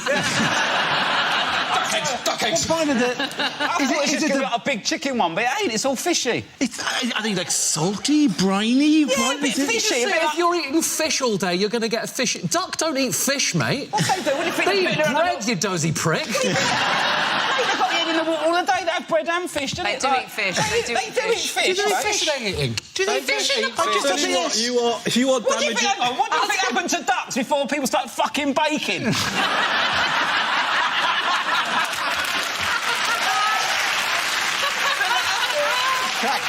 so hungry. I'm so hungry. When will someone learn to find yeast? That impression of a duck, I'm going to get that as a gift. Look at that. Ducks have a very varied diet, unlike Rob, who's just eating sweets. Sweets and helium. The point that we're all ignoring is that eggs are morally corrupt anyway, and you're all... Anybody that eats eggs is fucking... started the vegan again. Oh, God, here goes the fun for the night. I had an apple crumble with cream earlier, and as I was eating, I thought, if I could make something that nice, I'd happily be milked. Again, we've gone into territory. Okay. Bring that to the world. Never have a milkshake round your house. It's disgusting. Our next round is called Newsreel. We play in a recent piece of footage featuring people in the news and ask Hugh to suggest what might be being said. This week's clip features the royal family. Oh, God, here we go again. I hate this kind of thing. Why are we having to stop here, Liz? For God's sake, hurry up. I want to get home in time for Game of Thrones. That's according to the programme I like. Women getting their waps out, whatever the weather. Hello. I've come to pick up a package. I told them if I wasn't in to leave it with the soldier in the sentry box in the funny hat, but they didn't listen. Your Majesty, do you have any identification? What? I'm the Queen, for God's sake. Just look at a £5 note and add about 40 years. Your Majesty, I'd like to introduce you to Dave. Oh, hello. Hello, Dave. What do you do? Well, obviously, I'm a postman, and I I tell you, I've got a package you could handle. It's about that big, and I tell you what, I could pop it on the scales, if you like, or wrap it in tape, whatever you fancy. These are the designs for our new stamps, Your Majesty. What do you think? I think they're absolutely awful. What is that? A monkey? William with hair? There was a time when stamps just had a picture of me. What was wrong with that, for Christ's sake? What are those? Are they stamps? No, those are the suspects we're looking for, Your Majesty. I want to be on a stamp. Look, up there. Get rid of Charles. Why do you always cause a scene? Hang on. I've just got to say something completely inappropriate to this man. Yes, you're in the Navy, are you? Yes. Yes. Would you like to pipe me aboard? I tell you what, you've got a bit of thing on your... Yes, there we go. Touch it. Yes, that's better. Come on, you old goat, off we go. Put your foot on it, driver. I'm absolutely bursting for a waz.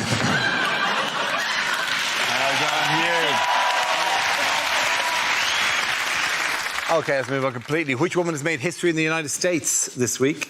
Oh, Hillary Clinton. Hillary Clinton, of course, yes. Yeah, in what way has she made history? She is the first female nominee ever. Well, but Bernie Sanders is likely to withdraw, isn't it? It's just a shame Donald Trump's dad didn't.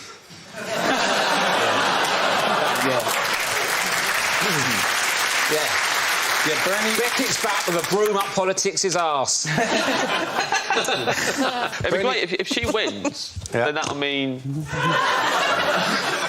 If she wins, that'll mean that 100%... What's going on? Are you doing... Yeah, but if I laugh sometimes, I snort. I'm sorry, I'll try and stop. You're laughing at your own joke. Sorry.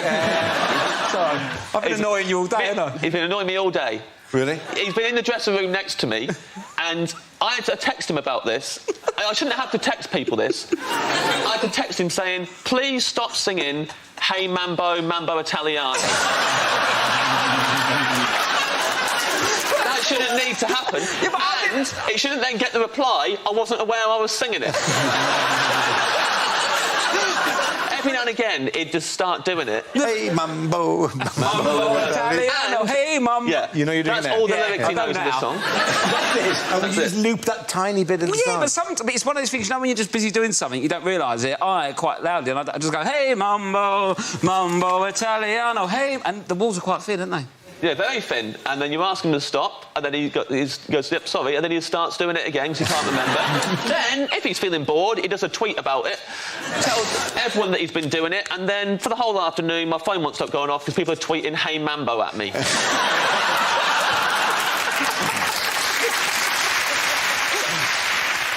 So, what's going on here?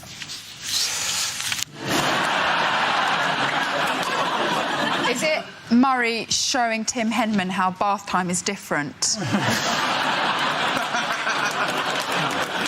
Is Andy Murray going to be cryogenically frozen and then brought back when Novak Djokovic has retired? He looks like a centaur. He looks like his legs bend backwards in that bath.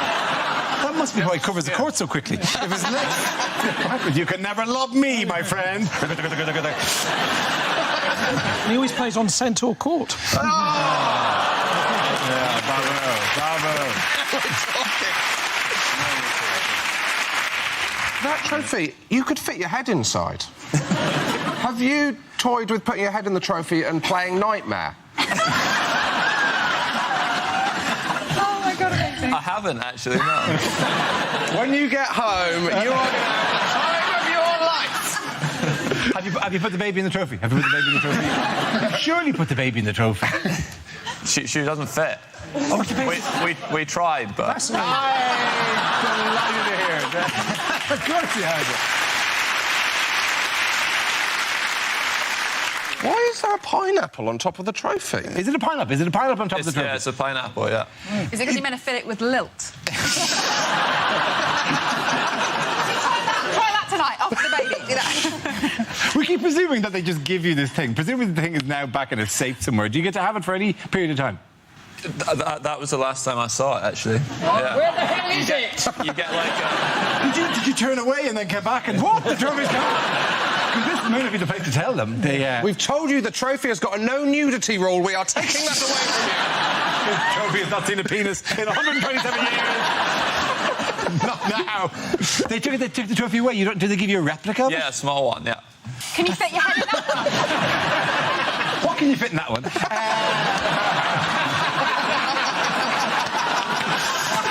No, cut the mic out. You need it.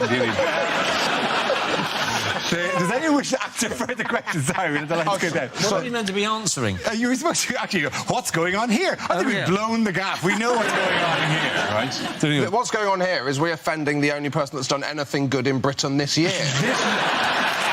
That is very true.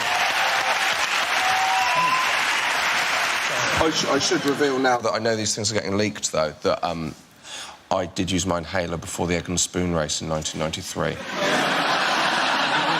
No, I came last anyway, but... Shaky, and all that up there. Click, click. And then boom! Egg there, straight on the floor. Oh. you don't have... Yeah, I have to attend egg and spoon races now. Do you? Oh, I do, yeah. What, a court-ordered thing? Yeah, it's part of... Yeah, no, just somebody has to be there as an independent observer just to make sure the kids aren't putting their thumb on the egg. So do they choose the man that looks most like an egg?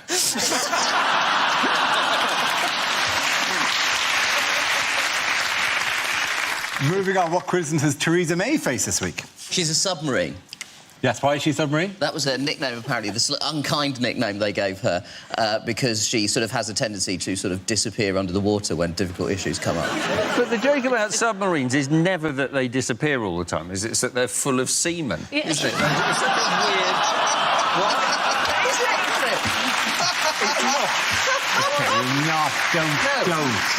Don't broadcast, please. We all saw that one and didn't go for it. And he, the classiest one among us, went for that joke, all right? I appeal to your better... Man in the editing suite, I appeal to your better angel. Dara, I thought the point of a submarine is that it went down on you. Theresa May was called submarine because she had a tendency to disappear when she was most needed. I thought it because she was always soaking wet.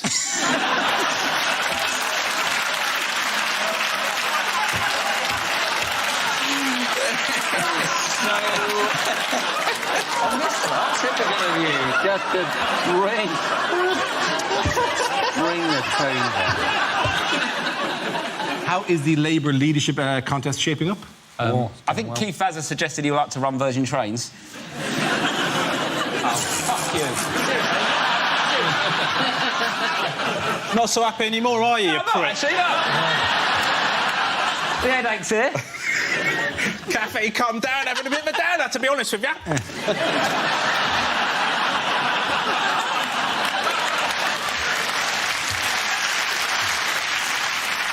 Well, somebody's going to watch my sweet, sweet ass.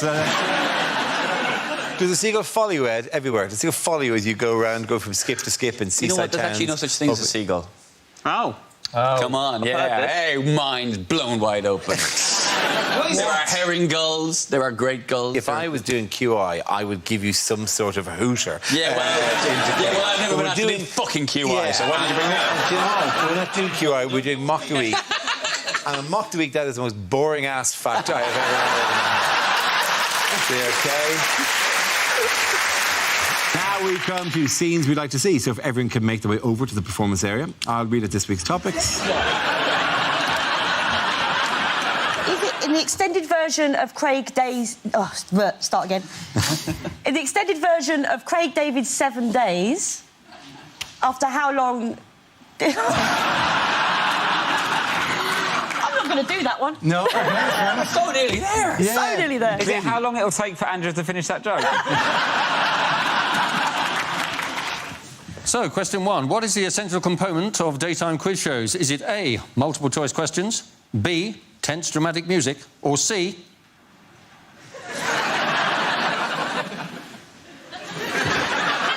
long annoying pauses? Pauses, that doesn't make sense. This game is our stand-up challenge. Involves Miles and Milton, so if you could make your way to the performance area, please. Make your way, gentlemen, make your way. Shut up, Ed. This is what we say. Stop mocking the 18th century vernacular in which I present this show. What? I'm not doing this. We're clearly not doing this. I'm telling you, no, we're not doing this. We're clearly not doing this. We're not doing this.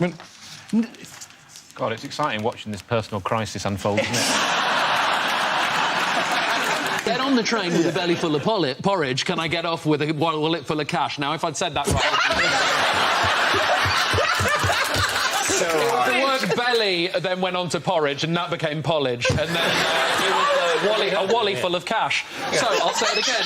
I get on with a belly full of porridge. Do I walk off with a wally full of cash? You've done college again. It's actually, every time you do it, it sounds like you're attacking the Chinese in some really heady... Orally. Who wrote bum face on my piece of paper? No one knows. If you ask Wayne Rooney, what would that's a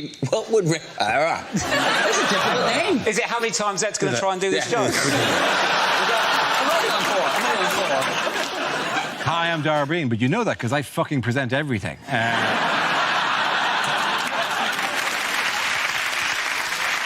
Now we come to scenes we'd like to see. So if everyone can make their way over to the performance area, I'll read out this week's topics and then we'll see what our panellists can come up with. OK, here we go. The first subject is things you wouldn't hear on a kids' TV show. Thunderbirds are go! Is what I shout at orgasm.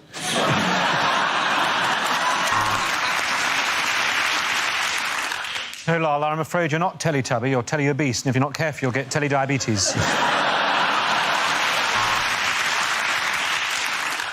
Don't ask your parents' permission before you phone. Those dicks will only say no. And on today's Horrible Histories, a 1970s episode of Top of the Pops. Right, young Womble, today we're going to destroy the Wimbledon Tennis Championships and get rid of all this dog poo from the common. Get yourself a golf club.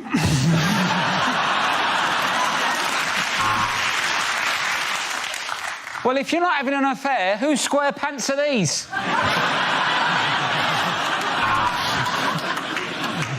Well, things are hotting up in Balamory. Archie's been radicalised.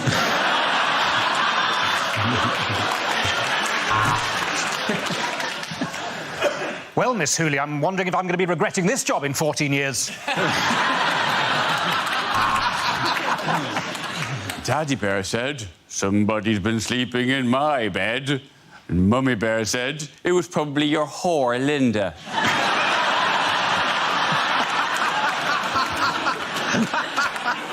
And the janitor would have got away with it too if it hadn't been for the photographs he'd taken of those pesky kids. Yodel delivery driver Pat. Yodel delivery driver Pat. He's thrown your parcel in a hedge.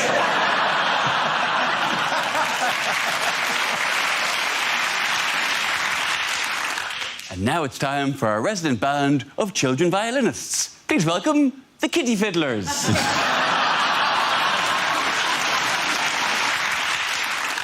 And now, Peppa Pig is a recipe on Saturday Kitchen.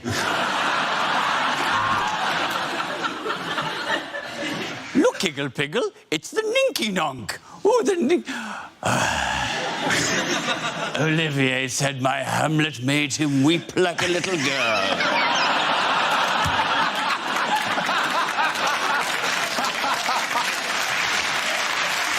OK, the next topic is lines you wouldn't hear in a James Bond film. Sorry, mate, it's his spoons. We don't do martini. Do you want to jug a woo-woo?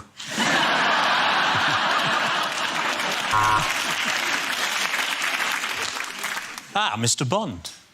Welcome to this mandatory course on sexual harassment in the workplace.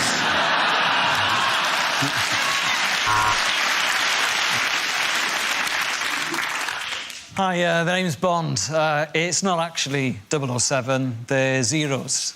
Otherwise, I'd be called, ooh, 7.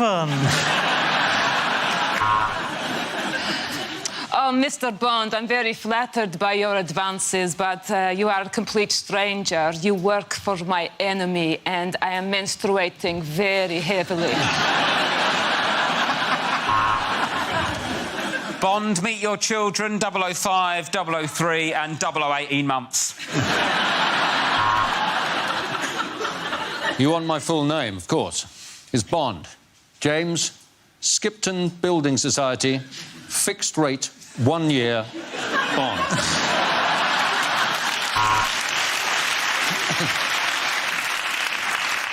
So never gadget Bond. This is a way of distracting your opponents. Some light-up trainers for no reason.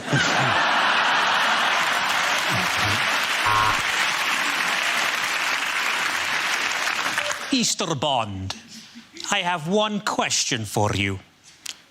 Does this testicle look swollen?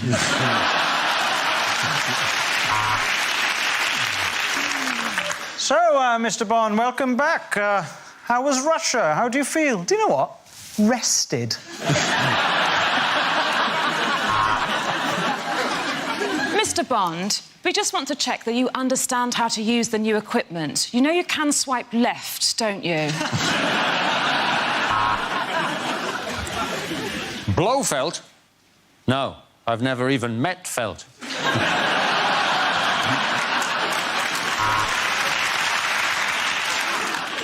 I'm Bond, James Bond. I'll have a martini, shaken, not stirred. I'll fuck that up. I just said what he says.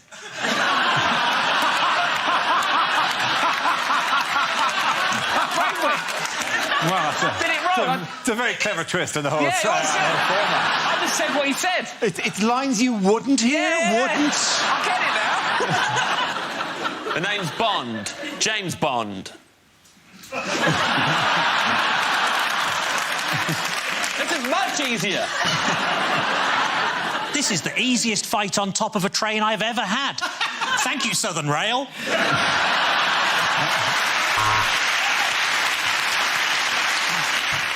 Whoa, whoa, whoa. I've got a girlfriend. No, thank you. At the end of that, the point goes James, here and Gary. I have to say, I thought that was a really good show. I'm going to go on my holidays now, so so good luck. Have a nice time. You're staying here. You're all here. We're going to Cornwall. Oh, you're going to Cornwall this year? Oh, that sounds really good. That sounds really good. I'll be on the Algarve, I think. I don't know. I might travel around. Do you know? I might go interrailing. That's what I might do. It's going to be amazing.